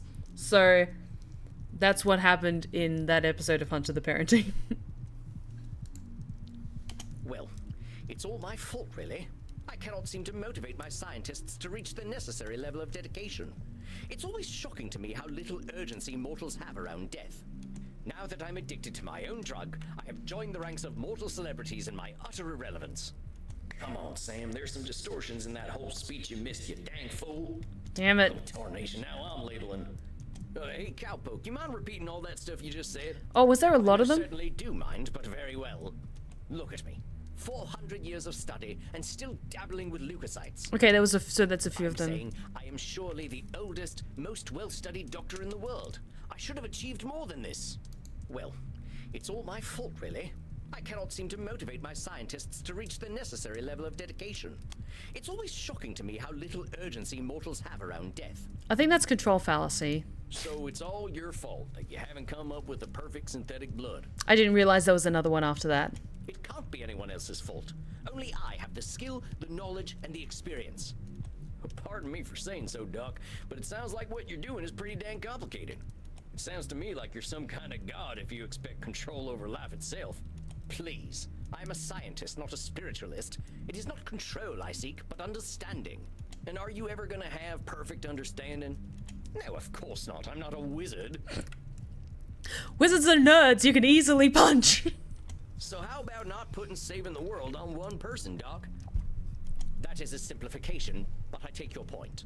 As I was saying, now that I'm addicted to my own drug, I have joined the ranks of mortal celebrities in my utter irrelevance. That's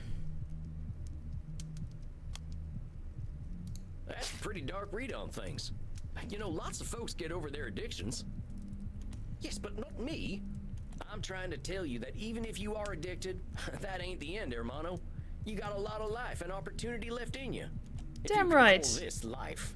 Well, you're making the most of your unlife. Now hold on there. That's what I call Nosferatu thinking, straight from the coffin. Life ain't all black and white. It's got its shades of gray too, you know. Oh, well played, Cowpoke. Perhaps I am being a little dramatic. Yes, I'm aware that in reality progress has been made, enough to get to this point.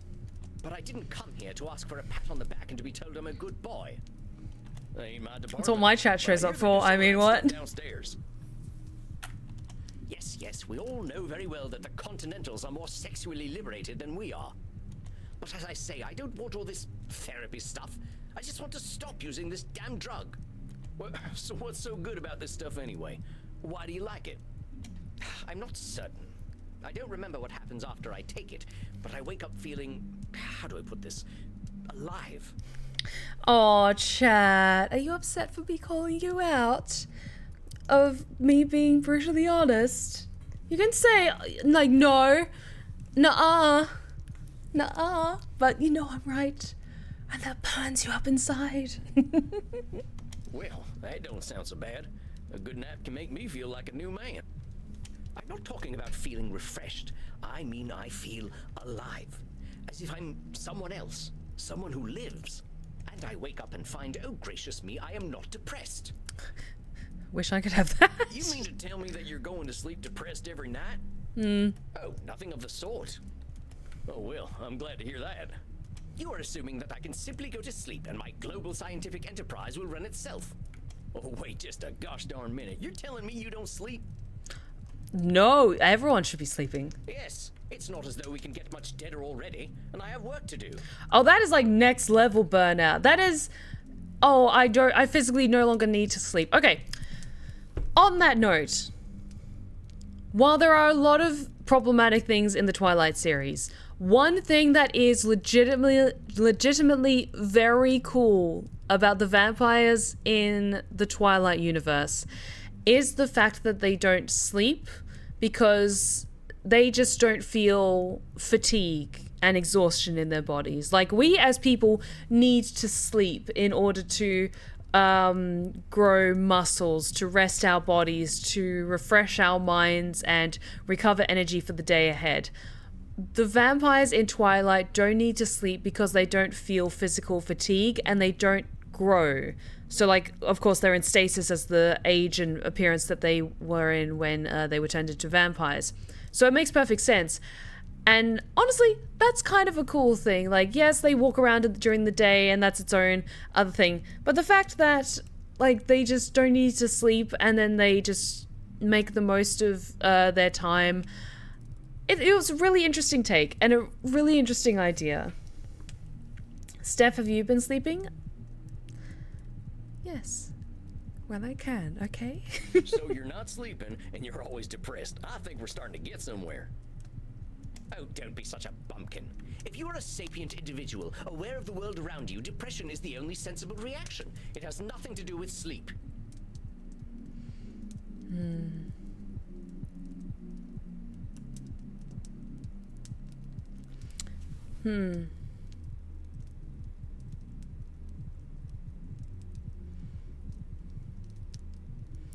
I don't know if that's...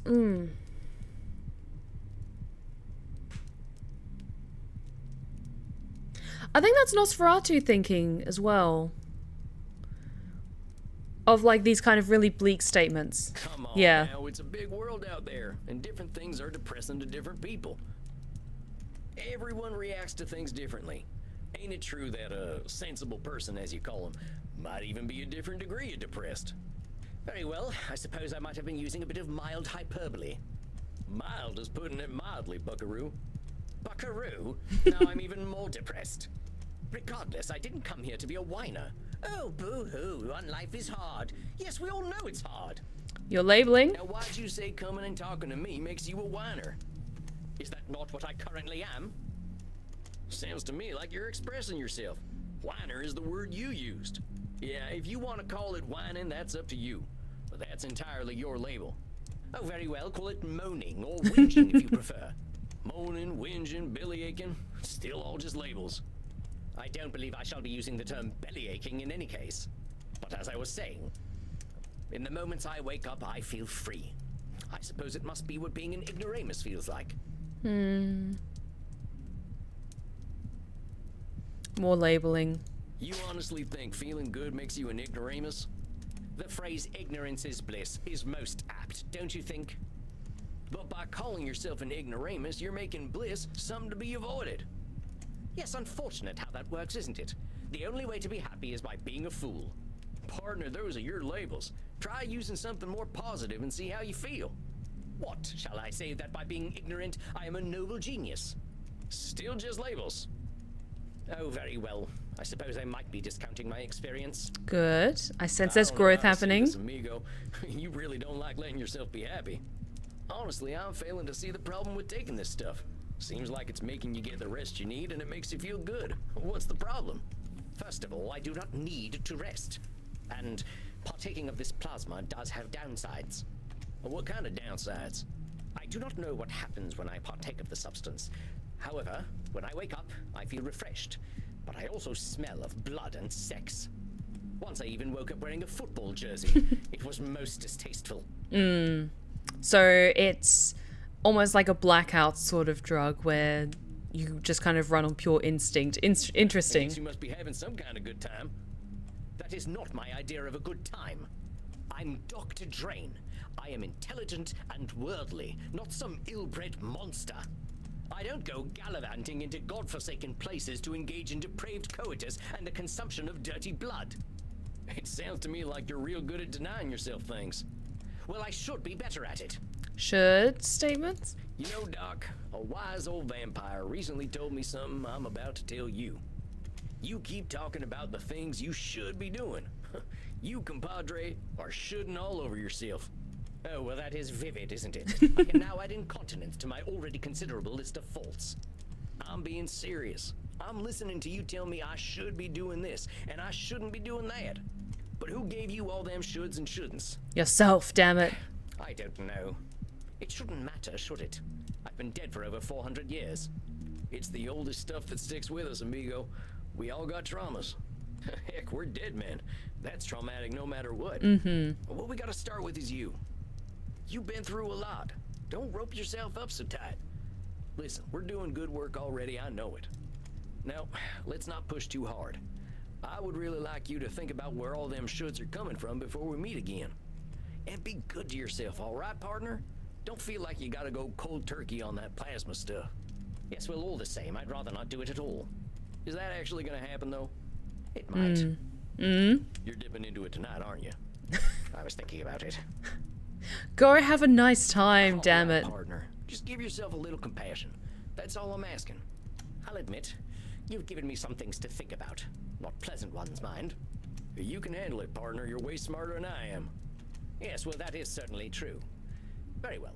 I shall do some reflecting, inasmuch as our kind can reflect. I shall see you in precisely 4 weeks, then. Farewell, Sam.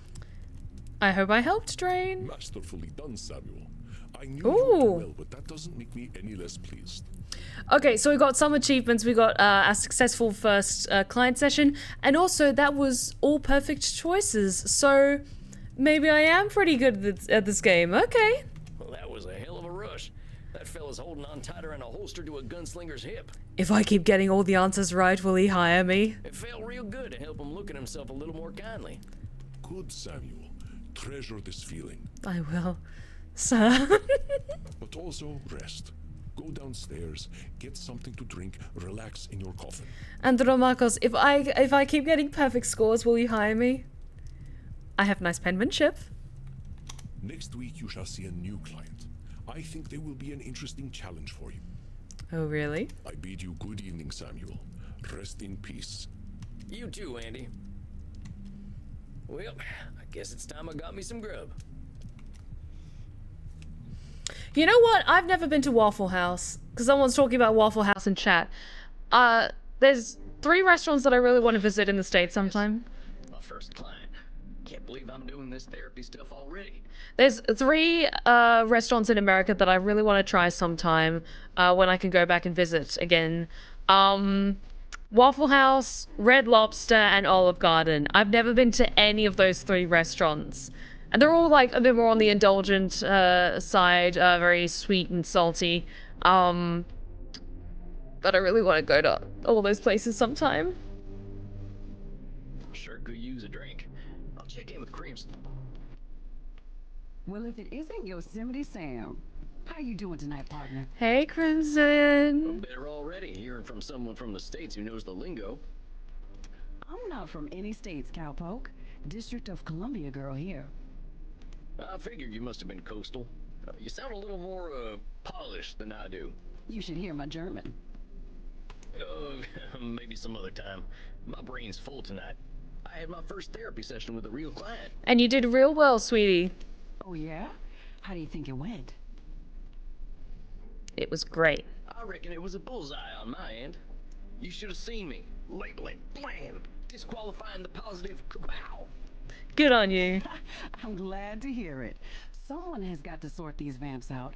They know how to hold on to their problems. You ain't kidding. Living or dead, once people hit 70, they get pretty dang set in their ways. You know Andy still uses a typewriter? I can't get that gorgeous man to see the light. God damn, okay. Keep it up. That's why he needs to hire a secretary. Fresh air for these ancient ones. Anyone ever tell you you're wise beyond your years, Crimson? You must have had some life. Afraid I'm exactly as wise as my years. How old do you think I am, Cowboy? I'm not going to fall for that trap. You never ask a lady how old she is. I'm gonna do the gentlemanly thing and not hazard a guess. You would have gotten it wrong anyway. I'm 50 years young. Damn! Girl, give me your skin routine. 50? I died around that age and I looked like shit. But you ain't a vampire. Like I told you, I'm Andy's blood partner. He shares his blood with me too, just not enough to turn me into one of you. I've been 30 for a good while now. Damn. But you ain't joining our team? Sounds like a story. Not for tonight, buckaroo. I bet you're thirsty after a big night. I am. Andy told me to give this to you. Oh. Oh yeah, what is it? Ooh. It looks delicious. We had a group of Americans come in last week who donated their blood. Andy can't stand the stuff. He says the blood glucose levels are too high, but he thought you'd appreciate it. Aw, that's sweet. Oh, it ain't so bad. I gotta ask though, what does Andy's blood taste like? Thank you for the hydrate check. To me, it tastes like life itself, Cowboy. I ain't sure I understand. Never you mind. Look, Tex, I've got some customers to serve, so go enjoy your juice, okay? Oh, thank you. Of course, I'm keen to get some rest anyway. You have yourself a fine night, Crimson.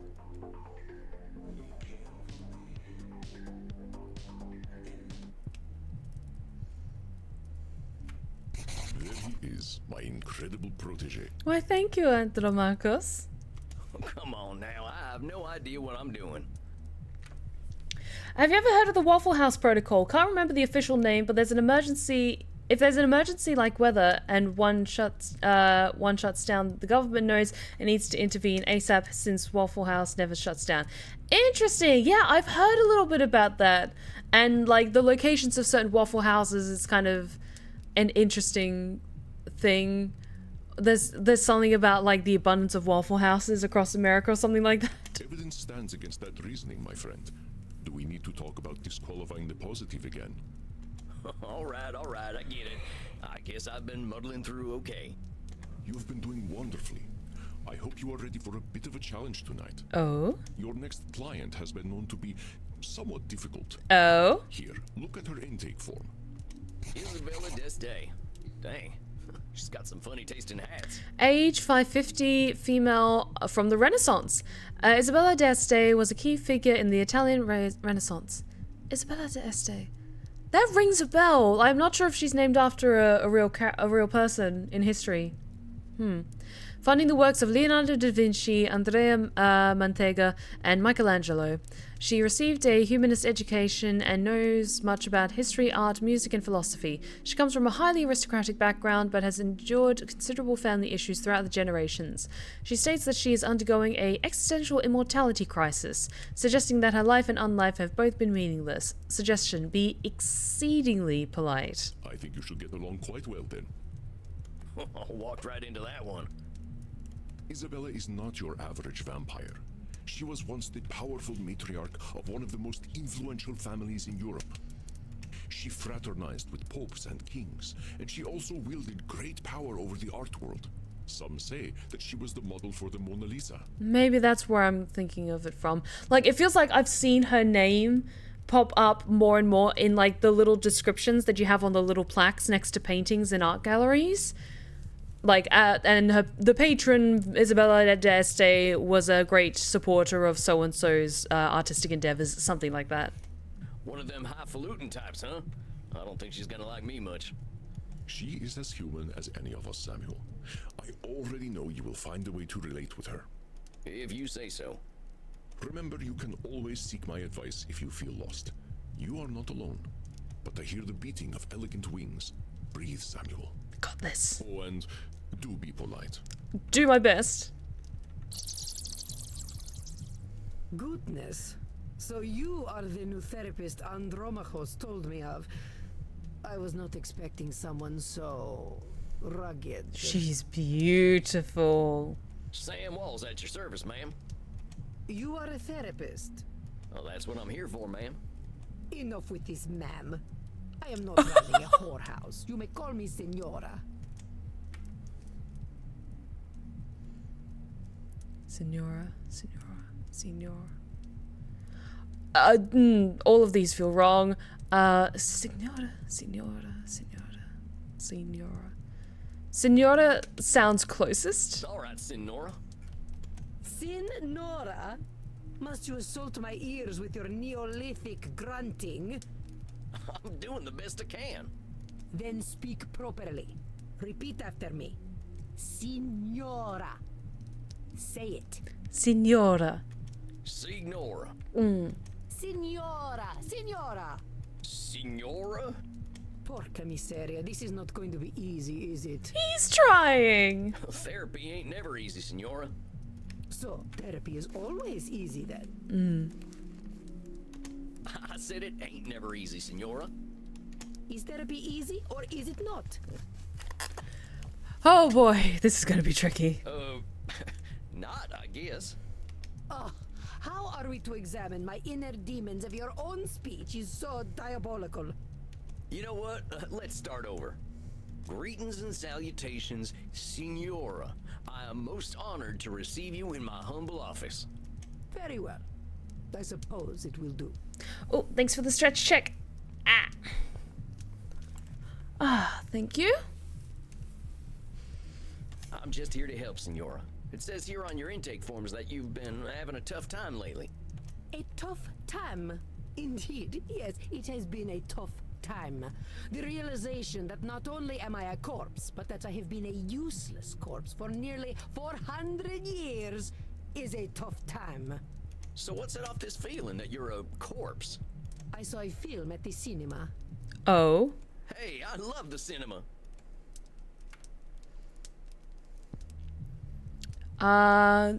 Hollywood glamour? I can't get enough Hollywood. All that glitz and glamour. Them celebrities sure know how to look good. Per favore, they look like employees of a peacock brothel.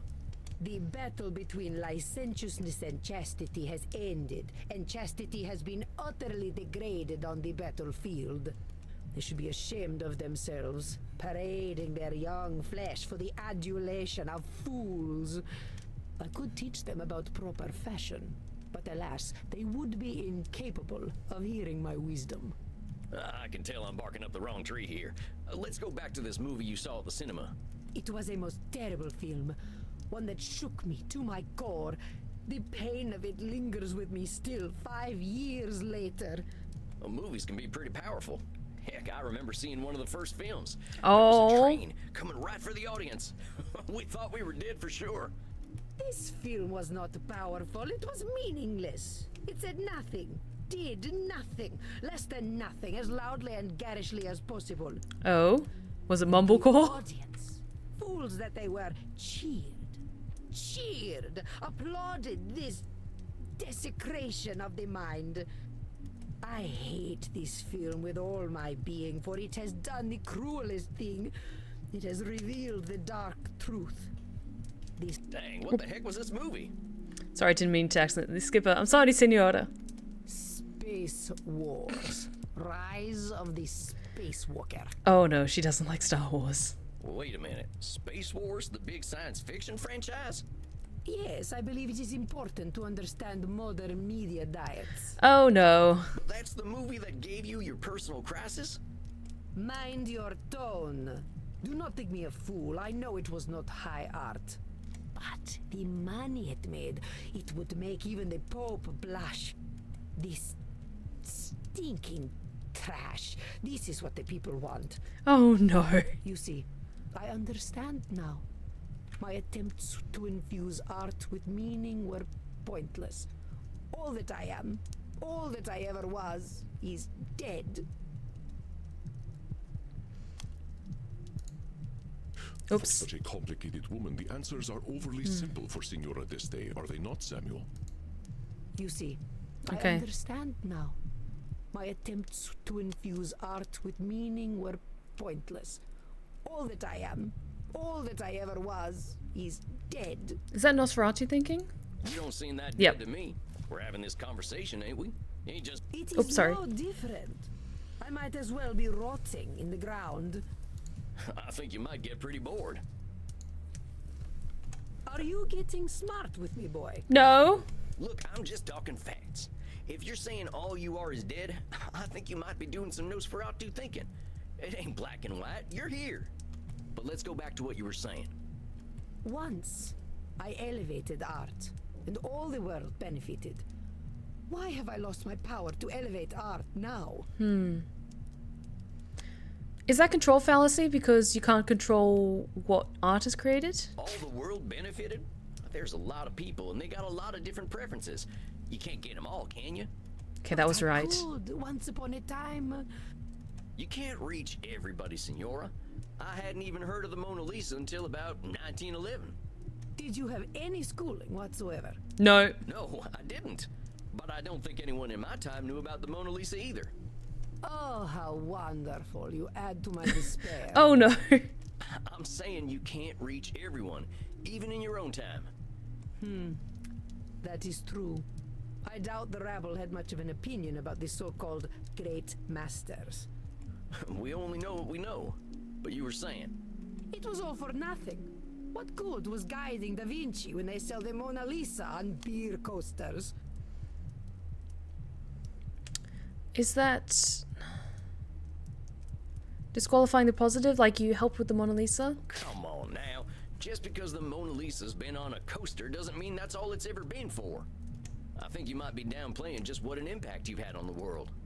The world needs no help from me to reduce my life's efforts to cheap commodities. So just because something gets printed on a t-shirt, that cancels out everything that's good about it? Yes, that is exactly what it does. And I thought I was good at disqualifying the positive. It should not be so. Art should have meaning, purpose. Beauty should expose truth. Should statements? You're saying art should have meaning and purpose. But does all art need those things? What is the purpose of creation otherwise? 'Cause it looks cool, maybe? How about if I just like doodling? Ain't that a good enough reason to draw? It is a pointless reason. Well, maybe I want to do something pointless.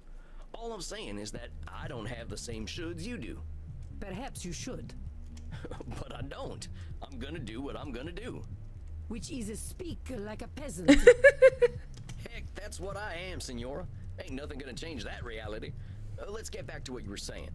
But it seems I am just a dead woman. A walking corpse who is not worth listening to. I should walk into the sun. No, Nosferatu thinking. Ah. Lady Deste certainly does not use kind terms to describe herself, does she? Oh, that's right, it's labeling. But it Sorry. seems I am just a dead woman. A walking corpse who is not worth listening to. I should walk into the sun. Now why have you gotta go and call yourself names? They are not names, they are my reality. I am a dead woman, and I am a corpse, am I not? Is that all you are? This is how I am defined by the world. Seems to me you're the one using them names. Hell, I think I'd be a little afraid of calling you a corpse. As you should be. Allow me to continue. You know, you make me sound rather mad. Like an old woman, railing at the world, screaming into the void, all to no purpose. Look, Senora, all I'm trying to do is show you where you're a little rigid in your thinking is all. Yeah, like relax a little bit. Try and move with the times. You're expecting a lot from the world and a lot from yourself. It ain't no surprise that you're gonna be disappointed over and over again. I suppose that is some insight. Indeed, I have been in a state of disappointment from the moment I was 16. Okay. What happened when you were 16? I got married. Oof. I think I get it. You absolutely do not get it. You are a man. Well then, help me understand. Frankie, my husband. He taught me the meaning of disappointment. Oh, that's a burn and a half. He taught me the world was built upon lies. These things men proclaim as values. Truth, beauty, the spiritual. They were all fiction. But if men did not live according to principle, I would. I would set the example and shame them all. Go off, Queen. I respect that. Yet, what a fool I have been to think humanity had greater aims. So, what's this greater aim you're talking about? I received a humanist education as a child. I was taught that the pathway to God was through rationality and a questioning mind, not slavish devotion to tradition. This world is not Eden, but it could be. Or so I thought. So you're talking about a literal pathway to God? No, fool. A pathway to godliness. to live according to our natures. Our true natures. Being vampires? You mean being vampires? Come now, boy. Nothing could be further from natural. All this foolish hissing and copulation and blood drinking does not bring us closer to God. But Interesting. it does give us more time to find the path. Honestly, this is just like fascinating to me. Like, these stories are so interesting. Well, talk to me about this pathway to God. How do you reckon we find this path? I reckon nothing. I've always known that we can find our way back to God by fulfilling our human potential to be the greatest souls possible. Let me just check something quickly, because that could be Nosferatu thinking. I really need to read those notes. Hang on.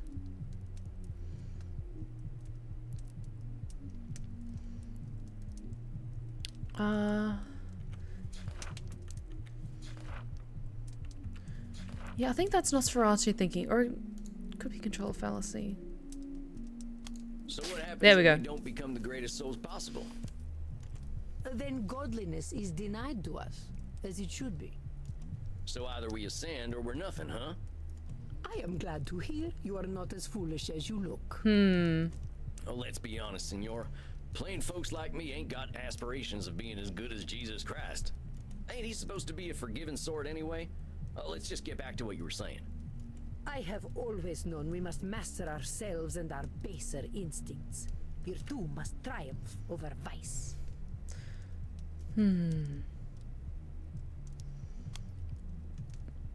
But there's some things we can't control. You've been around a while, Yeah. senora.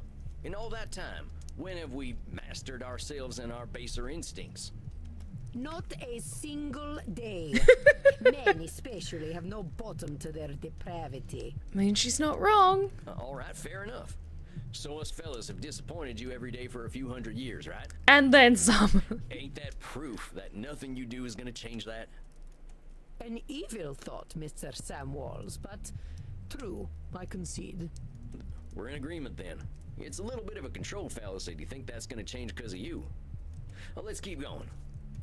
I have always known that the earthly lives we lead are disgusting, and only war and death can come of them.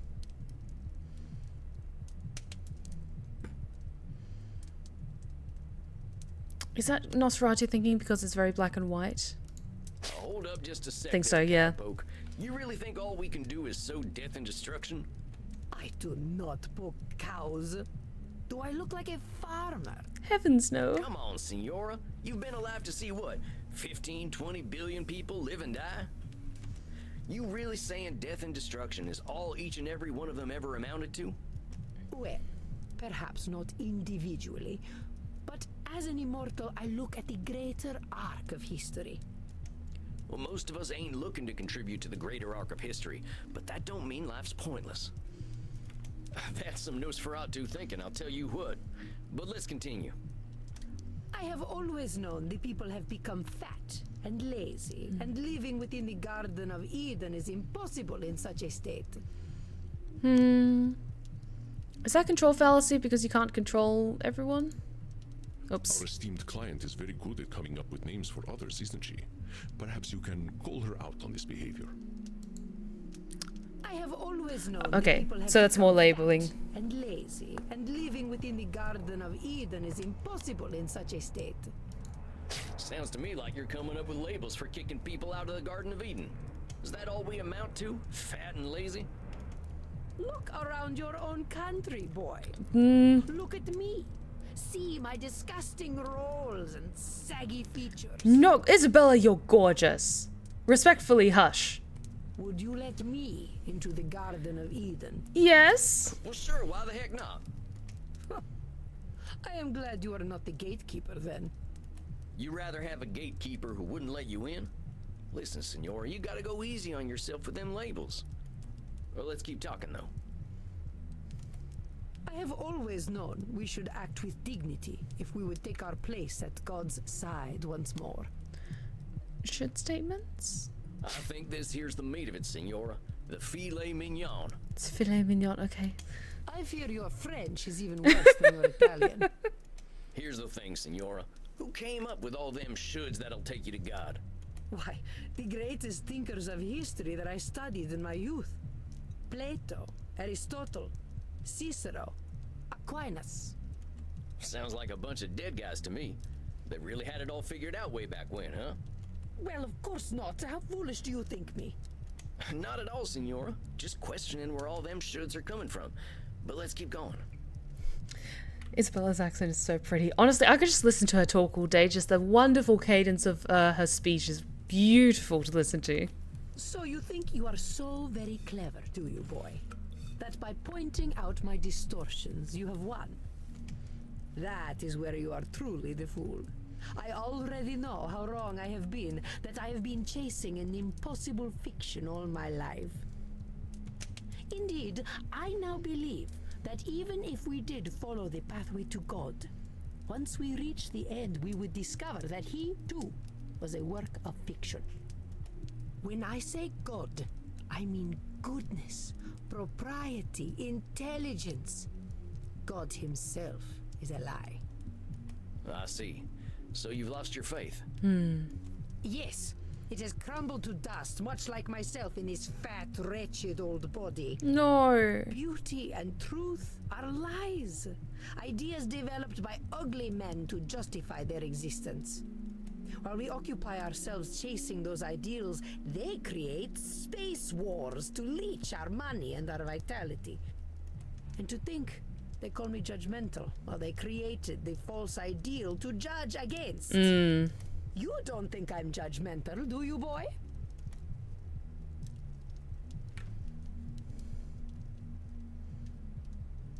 I wouldn't put it that way exactly. Besides, I ain't gonna call you names. In fact, that's where I think I want to challenge you. Senora, I think the person you're judging more than anyone is yourself. I know you got raised with all them high ideals, so of course you're getting disappointed when nobody can reach them. That's some heavy pressure. Not just on them, but on yourself. I'd ask yourself what all that pressure's doing for you. Is it bringing you any satisfaction? We can't always control what things are gonna be. This is not acceptable.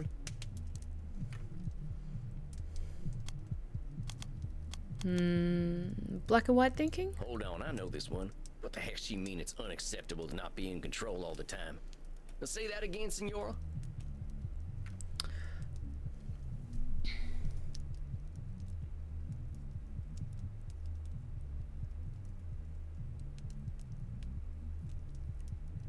Control fallacy? I got some bad news for you, Senora. None of us really has the power to change the world on our own. Not even a clever lady like yourself. I suggest we start working on ways of helping you find a way to accept the world for what it is. But the world is base and unworthy. Remember that term I told you about? Nosferatu thinking? You're gonna strip all the color out of the world if you keep doing that. The world's a lot more than just base and unworthy. Nosferatu thinking. I am not used to having my own thoughts thrown back at me. Well, that's why you're here, ain't it? I ain't gonna help you change the world, Senora. All I can do is help you find some other perspectives. I suppose there is a certain simpleton's wisdom in the way you speak. Thank you. Thanks, I guess. Very well, boy. I will consider what you have said. We will meet again in exactly 4 weeks. Do we have an understanding? Yes. Yes, indeed, Senora. Ugh. Please learn to speak properly by then. Well done, Samuel. I believe you handled Senora Deste quite well. You kidding? That lady straight up hates my guts. Wait. I just realized why Deste sounds so familiar. I think I've been to Villa d'Este. I think I've visited her original home or one of the homes her family owned in Italy. Because there's Villa d'Este, which it might be an entirely different family line, but it would not surprise me if it was the same family. Because I was like, d'Este, that sounds familiar to me, but I couldn't pin it down. Samuel, if Isabella d'Este hated your guts, she would not be shy about telling you so. That I believe. Older we get, the harder it is to gain a different perspective. Have patience. We are not all as wise as Samuel Walls. Guess it's just that simpleton's wisdom, as the Senora called it. Do not adopt her labels, Samuel. I will not stand for it. I know she was a challenge, but you rose to it as I knew you would. I think you deserve a night of hard drinking. What do you say? Yes, please. You don't need to tell me twice. Yes, please. All right, Andy. I'll see you later then.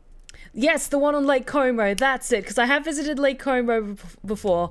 I couldn't remember if it was in Venice or somewhere else. But yes, there is Villa d'Este on Lake Como, and I have visited it there.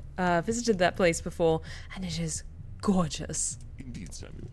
Enjoy yourself. Excellent work tonight. Thank you. Rest in peace. Oh boy. Dang, I think that's enough abuse for one night. I could use a drink and a quiet night. Hey, Cowboy. Why the long face? I used to say the same thing to my princess. Your daughter. My horse, actually. Oh. She never really understood the joke, but I still like telling it to her. You didn't answer my question, Gunslinger. What's got you down? I was thinking like I could read the notes now, but I think I'll save it until we're right at the end of the night stream. Maybe after we've spoken to our next client, then we'll start to wrap things up, and then I could look at the notes and see what little notations I've made.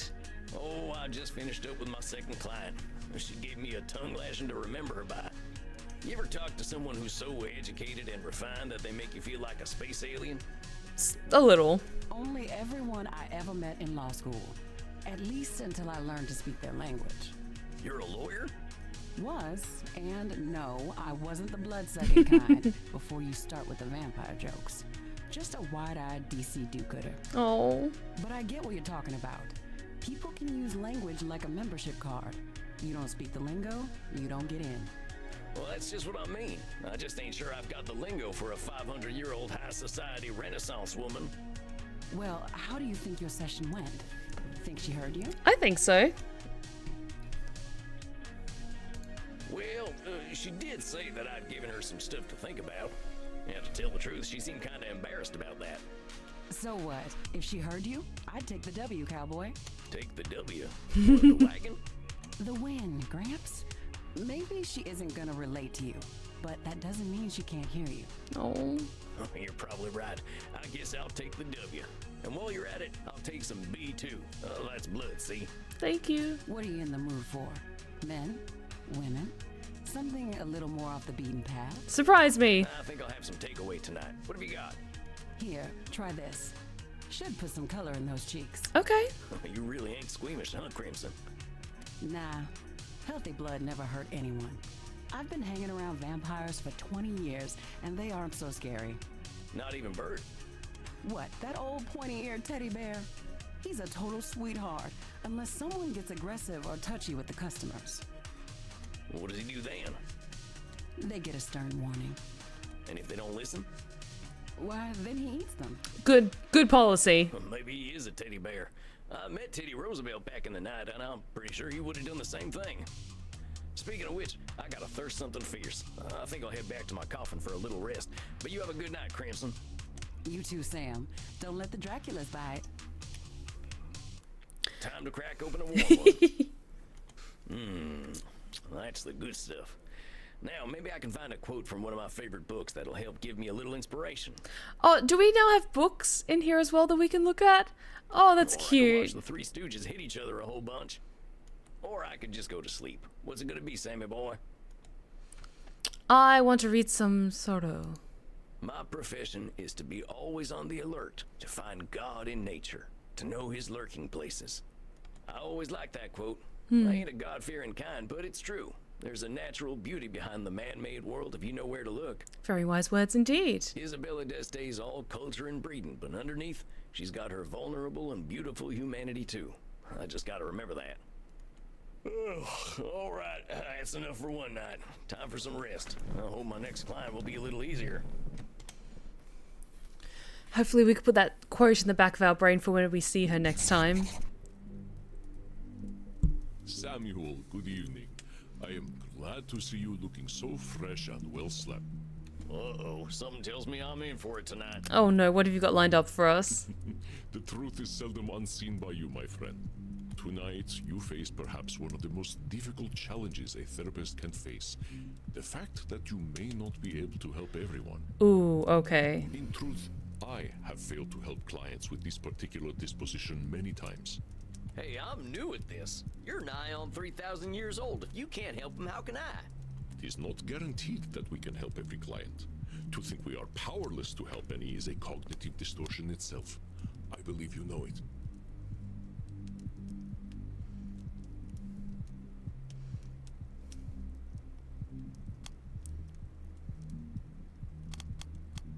Yeah, all right. Control fallacy, I know. I can help some folk. That's right. Here, take a look at this case file. Okay. Theater feller, huh? I've known a few of them in my time. They can be a little, self-absorbed. Edmund Kean, 237, male, British. Edmund Kean was a highly influential Shakespearean stage actor during the Georgian period. He is credited with more personal interpretations of character as opposed to pantomime performances. He lived a tumultuous life on stage, dealing with alcoholism, sex scandals, and entitled behaviour. He wishes to return to the stage, but expresses great anger at critics who might review him poorly. He demands respect as the greatest actor the world has ever seen. Sounds like your average theatre kid. Okay, let's do this. He's looking for therapy because people don't like him, it says? He is one of the most revered actors in all of history. So he might have a few cognitive distortions. A few.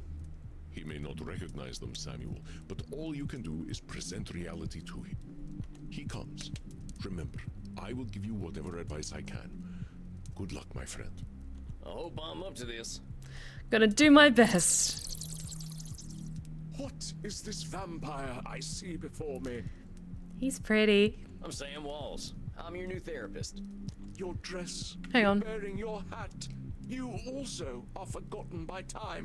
He is quite... Can you guys see him okay? Because I'm thinking, like, I can't really move where my webcam is anywhere else. Like, I could shift it over here so I'm on Sam's side if you want to see him a bit clearer. Hang on. I'm just gonna scoot... No, that's taking too long. Hang on.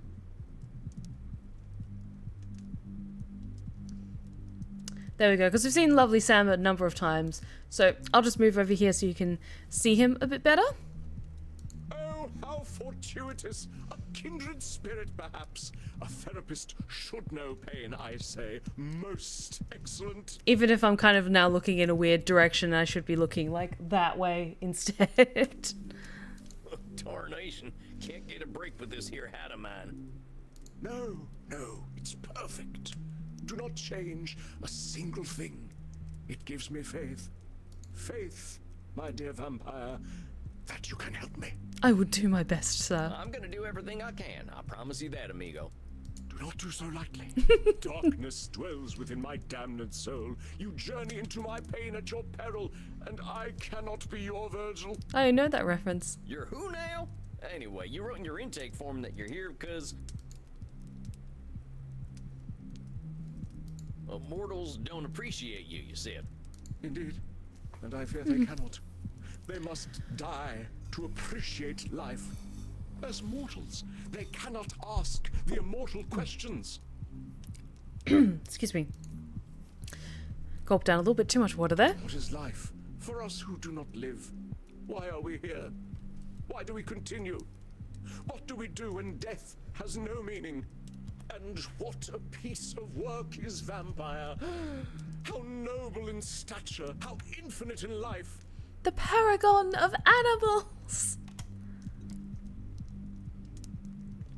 I'm going to let him indulge, get off his In chest. form and moving, how express and admirable. In action, how like a demon. In apprehension, How like a bat. Ah, the beauty of the night.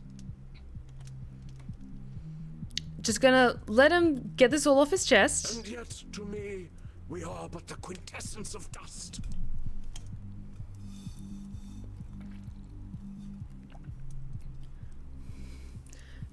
Okay, I've let him indulge, but let's cut him off there. All right, that's enough of that. before we answer the question of why we're all here, why are you here? Well, that is, what exactly drove you to me, partner? Oh, that. Well, a pustule of a theater historian I recently seduced and killed sprang the seeds of doubt in mine corpus. He was writing a biography of the great Edmund Kean, and I thought mayhap that I would favor him with a secret or two. He said my acting style would now be considered archaic. Ooh. Though I drank him to the last, I fear his cruel barb was sharper than my fangs. This embossed carbuncle of corrupted blood caused me to doubt myself. Are all men such fools? Will I ever find my audience again?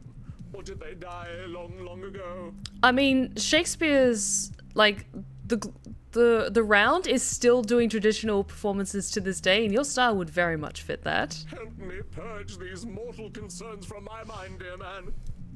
We're always gonna have doubts, compadre. That's normal. But I think I can help you see things a little differently. So, he said your acting's out of date. Why don't you just tell me why it bothered you so much? Because it's simply not possible. Acting became a noble craft entirely because of me. In truth, I am perfect.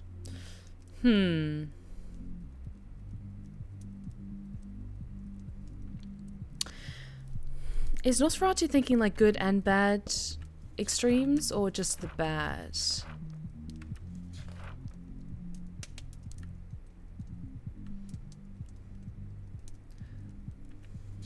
Or is it a should statement? One second.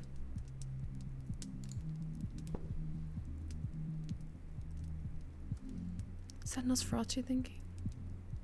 Sorry, Phil. Yep. I gotta stop you for a second there. You really saying you're perfect? Oh, not at all. I'm not a narcissist. I believe I would find myself quite inept at, say, street cleaning or dishwashing. But as far as acting is concerned, yes. If an actor be assessed, you would assess him on the scale of Edmund Kean. Oh, come on. You ain't ever forgotten a line?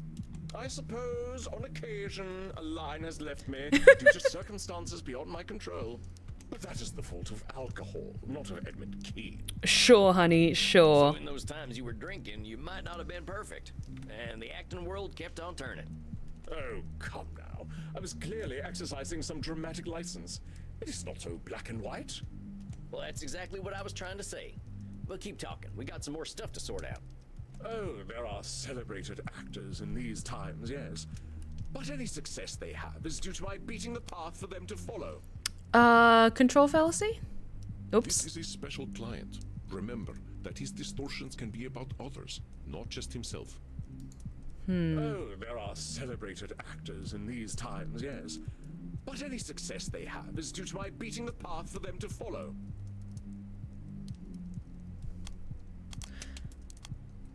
Disqualifying a positive? Well, wait a minute. You're saying that every actor's success comes straight from you? Of course. Even the greatest among my art would have been consigned to obscurity had it not been for my advancements. Stay humble. Every single one of them ain't had nothing of their own to give to the theater? Well, I suppose one or two actors in the last 300 years have impressed me. Wow, that's generous. Well, don't you think they deserve their own success? I suppose mortals are owed their 15 minutes of fame. One must have some pity for them. We are not monsters. But the actors of modern times, they are shallow, beggarly parrots. Parrots who screech the lines, but do they know them? Do they feel as we feel? Labeling. So you're saying modern actors are parrots? Indeed. They are only mimics, and thus no better than a well-trained bird. You don't think they're actually birds, do you? My dear boy, they live such short lives. What else can they do but ape the words and actions of their forebears? But when you call them birds, you're just labeling them that. You ain't giving them a fair shot. Oh, come now. I was clearly employing a little dramatic license. Sure, honey, sure. We're here to talk about truth, all right, compadre? It is my gentle direction that takes the craft to higher echelons, and mine alone. Acting does not evolve without me. Is that Nosferatu thinking because it's really black and white? Oops. Listen carefully. Edmund is assigning a lot of responsibility to himself, isn't he? Yes. It is my That's right. direction It's control that fallacy. takes the craft to higher echelons, and mine alone. Acting does not evolve without me. You're saying only you can change the course of acting? It is demonstrably true. There is acting before Edmund Keane, and there is acting after Edmund Keane. But there's so many types of acting out there. I mean, I remember when vaudeville came out, but I don't think you had anything to do with that. Vaudeville? Like so many American arts, an art of the grotesque. You plunge a dagger into the heart of subtlety. So you didn't have nothing to do with vaudeville? Oh, devils below, no. Well, then you got a little control fallacy, hombre. Mortals got wills of their own. Indeed we do. Yeah, indeed. I suppose I don't want any responsibility for the things the Americans create anyway. These critics should honor me, as is my due. You're saying critics should honor you. Well, what happens if they don't? Then they are not doing their jobs properly. I do not ask for their laudations without cause. But if a so-called critic does not recognize my contributions to the theater, what do they know of the theater? Maybe they just got different tastes. Uneducated taste, perhaps. If they are just uneducated, why should they appreciate you? An interesting point. I suppose I cannot blame them. Okay. Come on, we're getting somewhere. Fiend. You are cruel indeed to beat a man when he is at his most vulnerable. I am here so you may help me cope with a world that has gone mad. Not so you might attack my every word. I'm just encouraging you to look from a different perspective. I'm doing no such thing. All I'm doing is pointing out your reality. If we're gonna cope, we gotta be honest about the world. And I say that you are a villain. I come to you in desperate need, and you respond by mocking my desperation. Why would you do this to me? Do you not know what pain I am experiencing? Do you not know that I, as an actor, feel every sling and arrow more keenly? You're an actor, honey, not an empath. There's a difference. Art thou a therapist or a murderer that you would push me so to the brink? Do you want me to commit suicide? I'm sorry. I wasn't trying to hurt you. I want to help everyone who comes to me. Samuel, a moment, please. Andy, I got a real problem here. I think I'm not cut out for this work. This fella's right. Why am I attacking him when I should be helping? First of all, should statement. You will do what you will do, and that is all, Samuel. But look at the candles. What do you see? The candles? Oh, they seem fine to me. Look at the flames. Wait a minute. They're getting higher, ain't they? What the hell's going on? Your client is very powerful. He has his own unique skills earned through the ages. His skill in gaslighting is so intense that Oh it my affects the world god. around him. Okay. So gaslighting is apparently a vampire superpower. Okay, good to He's know. altering reality to fit his distortions. Be watchful, Samuel. Do not let him. Okay. How do I stop it? Be persistent, and above all, be honest. He does not control your reality. I await your apology, sir.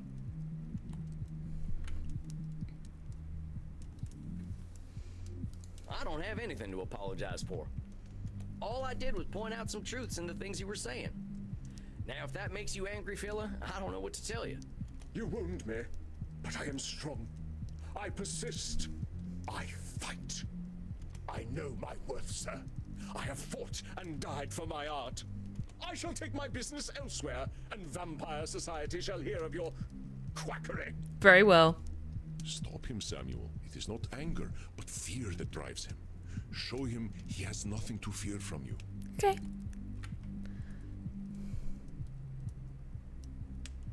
Now, I wasn't trying to rile you up none.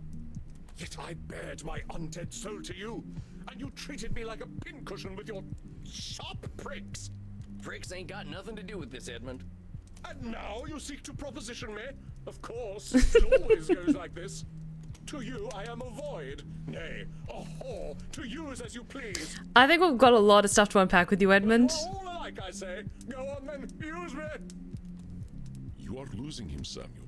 It is time to remember what makes you special. You are not just a therapist, and you are not just a vampire. He is afraid, but you will conquer his fear.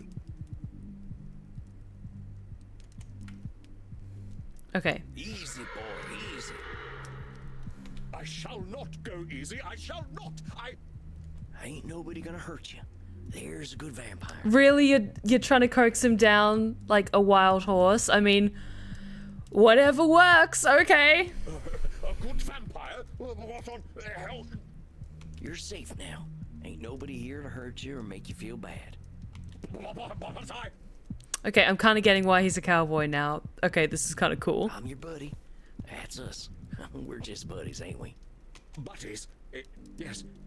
A friend. A friend. A friend who wishes to help me. You feeling better there, compadre? I must confess that I am. Though I scarcely understand how. Hey, well, that's just great. I want this to be a comfortable place for you. Yes. Yes, I do believe you. After all, your profession is in many ways similar to acting. It is no wonder that we find common ground. How is therapy like acting? It is the exploration of the soul. That's very true, actually. A journey into pain and truth. I could see that. We see those pains and truths and reflect them onto the cruel world.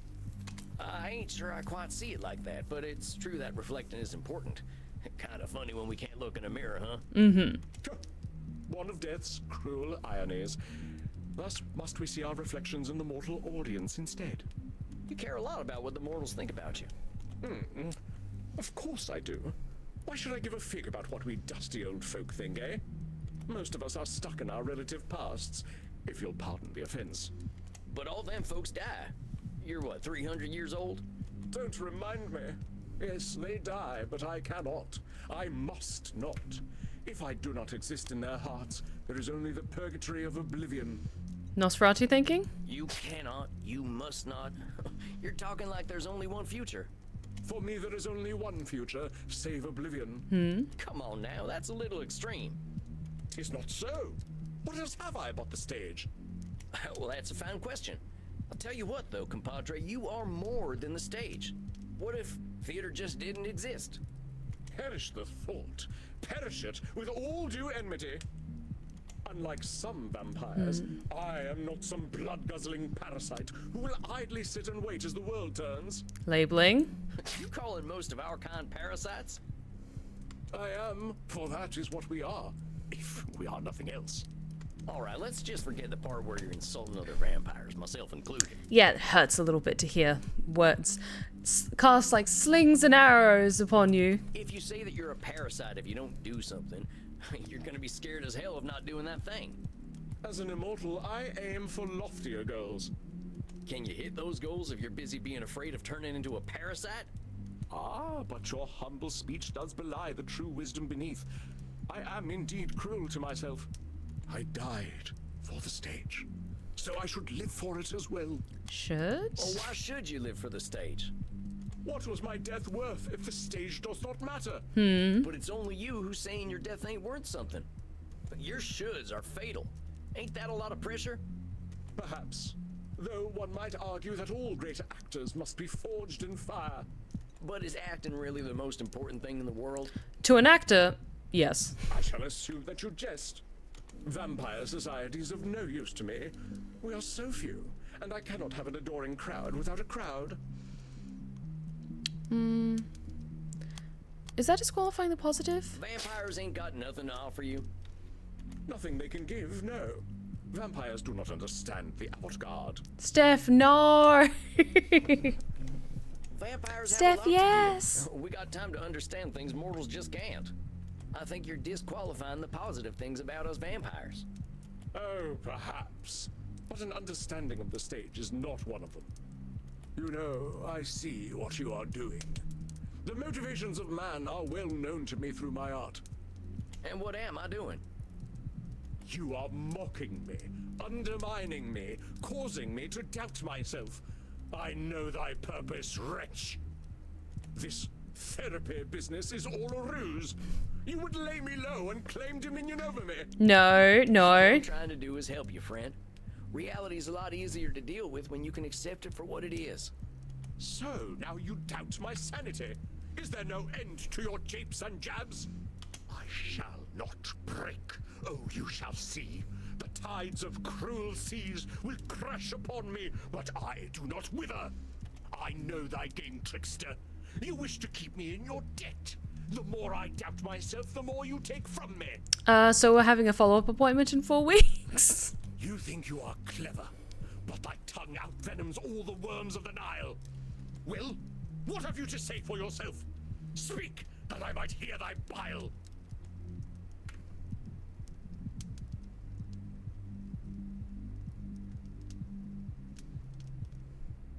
I don't want to lean into the wild horse thing quite yet because that could be quite aggressive. I do this for free? Edmund, I ain't doing this for a profit. I just want to help vampires like myself. The man doth protest too much, methinks. Thinkst thou that if thou wouldst pile lie upon lie, the ensuing mountain would be too high for me to see? Damnable wretch, mine eyes see clearly. It ain't like that. Okay, listen, if we're gonna go leaning into my special skills, I'm gonna tame him like a wild horse, because he's being a right prick. Easy there. What? I know you're upset and you're scared. I ain't gonna hurt you. But you want to hurt me. Good vampire. Ain't you sweet? Yeah, it's alright.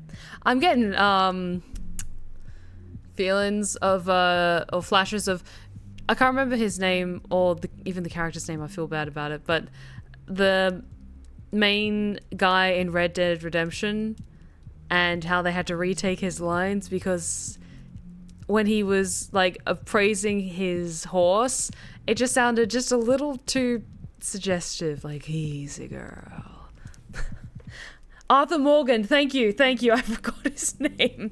The voice actor who voiced Arthur Morgan, they had to retake all of his lines for like taking care of the horses because it just sounded a little too suggestive. Easy there, darling. You really don't want to hurt me? You'll keep me safe? We're Of course, safe. darling. Ain't no place safer than right here. We're friends. That's right. You're my buddy now.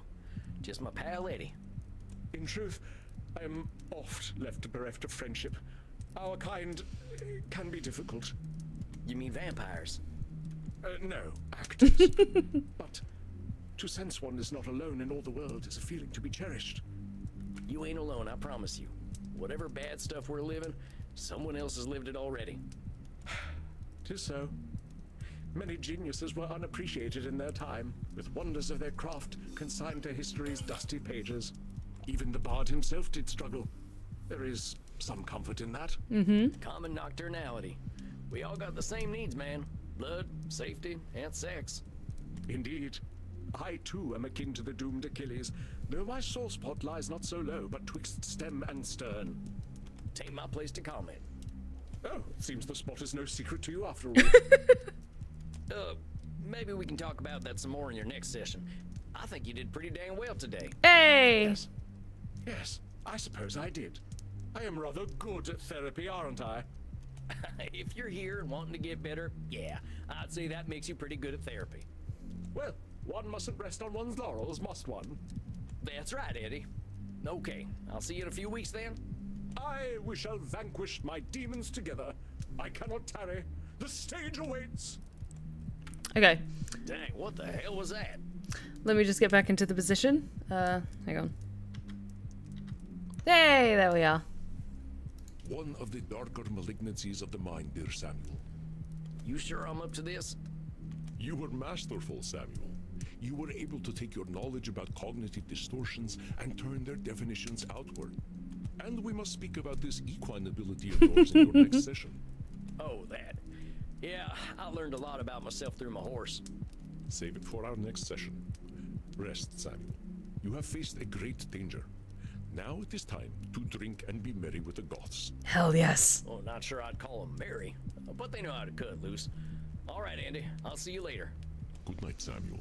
Rest in peace. Okay, when we get to the start of the next day, that's when I'm going to be calling it, and we'll have a look through the journal.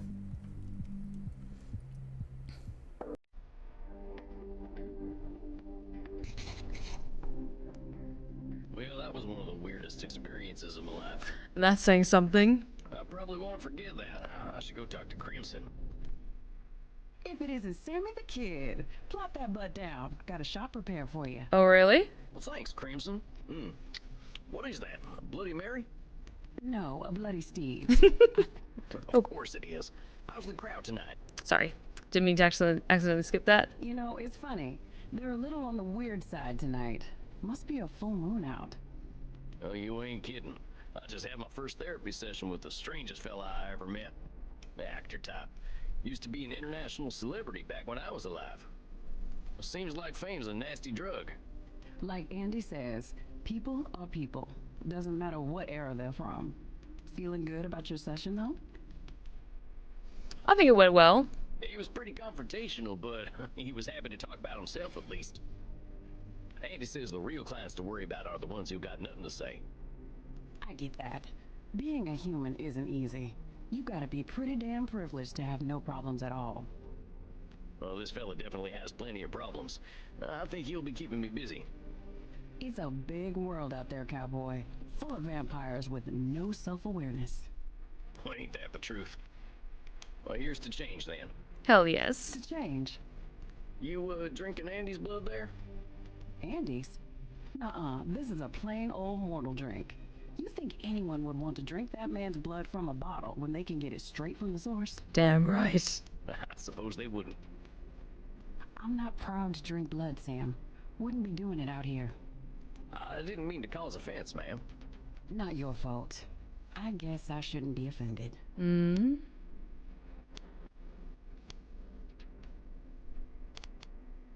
Hold on a second, I'm getting that distortion-y feeling again. Not your fault. Hang on. I guess I shouldn't be offended. Who's telling you that you shouldn't be offended, Crimson? I know this blood drinking stuff is complicated. Damn right it is.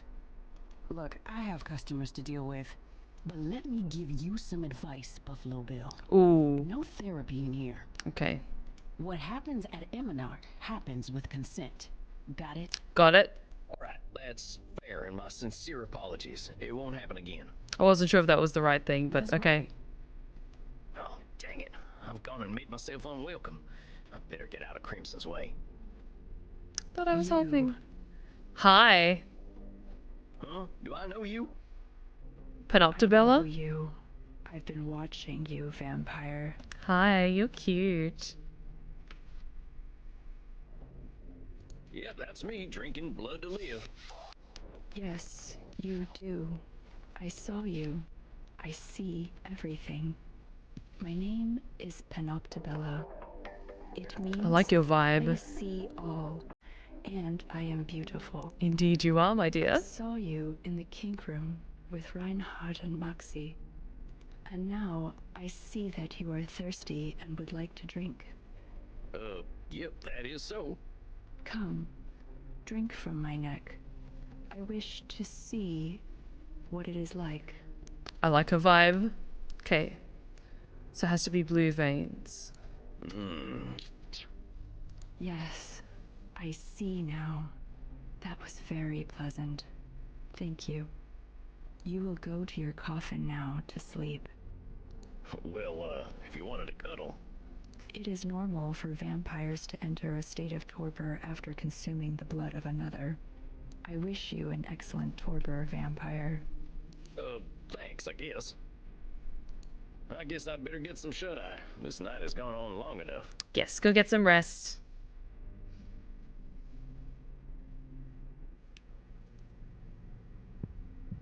Good evening, Samuel. I hope you are feeling well rested. I have a new client for you. We will get to that next week. Let us see what my notes are. Okay. So, my client notes. When I start getting therapy clients, I'll put my notes about them here. I'll update after every session. I figured I could see how they're doing over time. That is, if Andromachos decides I'm ready for the whole therapist business, crossing my fingers. So this was Dr. Drain. Dr. Drain is addicted to a plasma that makes him black out and do things he dislikes doing. He likes a logical approach. He doesn't sleep. Irritable, maybe because he's not sleeping. Loves should statements and maybe a fair amount of disqualifying the positive. Obsessed with work. Doesn't seem to like vampires? Next time I should figure out what the heck this plasma stuff actually does. Isabella d'Este thinks her life was meaningless because modern art is meaningless too. Apparently this Rise of the Spacewalker movie set her off.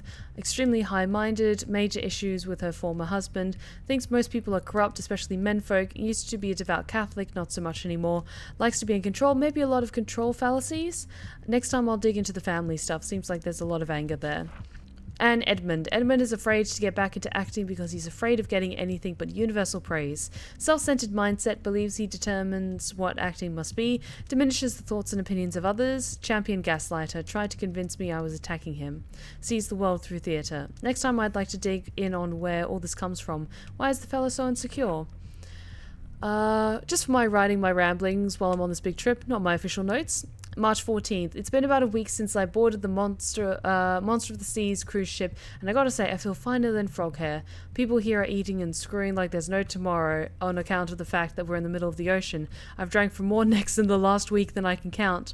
And since the ship's open all night, I rode a water slide for the first time in my unlife. People were laughing at me for saying, yeehaw, but what do you say to an experience like that? March 22nd. Landed in Rotterdam the other day, in Amsterdam, now arranging transportation for my coffin. Did some vampire sightseeing. Apparently this place has been accepting of heathens like us for a long time. I went to a vampire coffee shop. They funnel in the stoners from upstairs to a secret club, and everyone has themselves a grand old time. Gave me the munchies something fierce. I could go for some blood chips, extra sodium if you please. I miss Amsterdam. I want to go back sometime. April 9th, 2024, writing from Berlin today. I head to Leipzig tomorrow, but I figured I should check things out here. They got a club here where people were up to doing all kinds of kinky stuff. Sounds like the clubs we were discussing earlier. I'm pushing a quarter of a millennium in years, but these folks could give me some lessons, and did. Met some fine folk too. Apparently they've got a nice art scene here. There's even local funding for video game development. Ain't there some kind of world? I can't believe people are still playing Star Invaders and whatnot. I like it here. I don't even have to speak German. April 11th. Phew, what a day. I made it to Andy's club in Leipzig. Folks here are real nice here. A couple of goths were real friendly. They've got a darn tootin' bartender and even a friendly greeter. He don't talk too much, but I can tell he's an introspective sort. Now Andy, he's one hell of a vampire. He's just got this presence. You can tell he's 3000 and that is freaky as heck, but he makes you feel at home. Butt naked. I don't know how else to describe it. Oh, and I went to a kink room. Yeah, Sam Wells. Kink room. My big brother would have gotten a kick out of that one. I ain't gonna write about that here. I should get some sleep in this fancy coffin Andy lent me anyway. April 12th, I learned some more therapy stuff today. Figured I've been doing a lot of this disqualifying the positive thing. I feel like I've got to be humble after the shit I pulled back when I was a bastard, but maybe that's just the shame talking. Andy says I'm ready to start seeing clients now I've got my head wrapped around this whole cognitive distortion thing. Can't believe it's all happening so fast. Went for a nice walk exploring Leipzig. There's a music shop here and the kids are always performing stuff. I tried asking for Oh Susanna, but kids today don't appreciate good music. Dang kids with their CD-ROM music. The wax cylinder was fine. April 19th, I met my first client tonight and oh boy, he did not like me much. It sounds as though he doesn't like anyone much though, so I can't be too disappointed. Poor fella, I ain't see anyone so high-strung. Or maybe Pussifer Jones, 80 years later, and the memory of him still makes me laugh. That kitty even hated John Muir, and I think all his animals loved him. She would hiss even when eating her food. It was the darndest thing. I picked up that this Dr. Dre is a... not Dr. Dre. Dr. Drain is a real should statement kind of fella, but I think I can help him out. If I can get him to take a nap, I think he'll be a lot less grumpy. April 26th, had a doozy of a client today by the name of Isabella d'Este. Holy hell, that is one strong lady. I was shaking in my boots half the time talking to her. I read up on her Wikipedia and was glad I hadn't done that before our session. I would have been even more scared. I'm surprised we could even have a conversation. She was the Pope Leo X's sister-in-law. How the heck do you deal with family like that? I've had a nice week otherwise, been exploring the graveyards here in Leipzig. They're real fancy here. Guess it ain't no surprise this place has so many goths. Honestly, that doesn't surprise me. Germany has a huge goth and alternative community. And I can imagine the graveyards are spectacular. May 3rd, just finished up with a new client, and this guy was a lot. Fella nearly burned out the saloon down with his gaslighting superpowers. He's an actor type, which I don't have a lot of experience with. I never really got into theatre stuff except for maybe vaudeville. Something about, excuse me. Lot of talking. Lot of sleepy. Something about watching people tumbling and smacking each other with blunt objects just speaks to the soul. Oh, so I pissed off Crimson last night, tried to do the whole therapy thing on her without her permission, and she was hopping mad. Gotta remind myself that just because I'm learning to become a therapist doesn't make me everyone's therapist. Yeah, I kind of screwed up on that part, but hopefully I can smooth things over with her again. Okay. Oh, so there is a separate save thing. Good to know. I'm actually going to make 2 saves. Just in case. There we go, back to menu. And with that, we are calling it a night, my lovelies. Let me just get back into proper position. There we go. Alrighty, so thank you so much for joining me tonight, my lovelies. This game is wonderful. I'm having so much fun with it already, and I hope you guys are as well. Honestly, I love vampires so much, so I'm really glad we got to have some wonderful discussions about vampire in literature and popular culture, as well as mythology. So, I hope you all had a wonderful time, guys. I will see you on Friday for Caged Roses, or Cage of Roses, I should say. A wonderful gothic romance visual novel that I'm quite looking forward to, so I hope you can all join me for that. And of course, for more MonsterCon next Monday and more Vampire Therapist next Wednesday. But thank you so much for joining me tonight, and if you've been lurking in the shadows and you like what you've seen so far, then please consider following. We would love to have you back at the Blue Rose Respite. You are welcome anytime. Be sure to check out my other socials that are popping up in the chat right now, including my 2 YouTube channels, one for my ASMR tales and the other for my Twitch VODs, and my Blue Sky, my Insta, and my TikTok. I have an ongoing 24/7 broadcast over on my main YouTube channel, which is a collection of ASMR tales and creepypasta narrations, so be sure to check that out and give it some love. So let's see who's currently alive and kicking.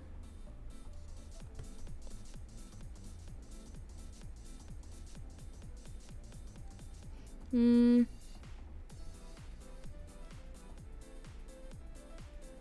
going to send you guys over to Tiffany again, I think, because Tiffany needs some extra support at the moment. I think they're doing a fundraiser for some medical bills at the moment. And honestly, just Tiffany's lovely, so be sure to check her out and support her, follow her if you haven't not doing so already. But thank you so much for joining me tonight, my lovelies. I hope you all have a wonderful rest of the week, and I'll see you on Friday for Cage of Roses. I hope you have a wonderful night, and remember, take care of yourselves, take care of each other, and as always, stay wicked and wonderful.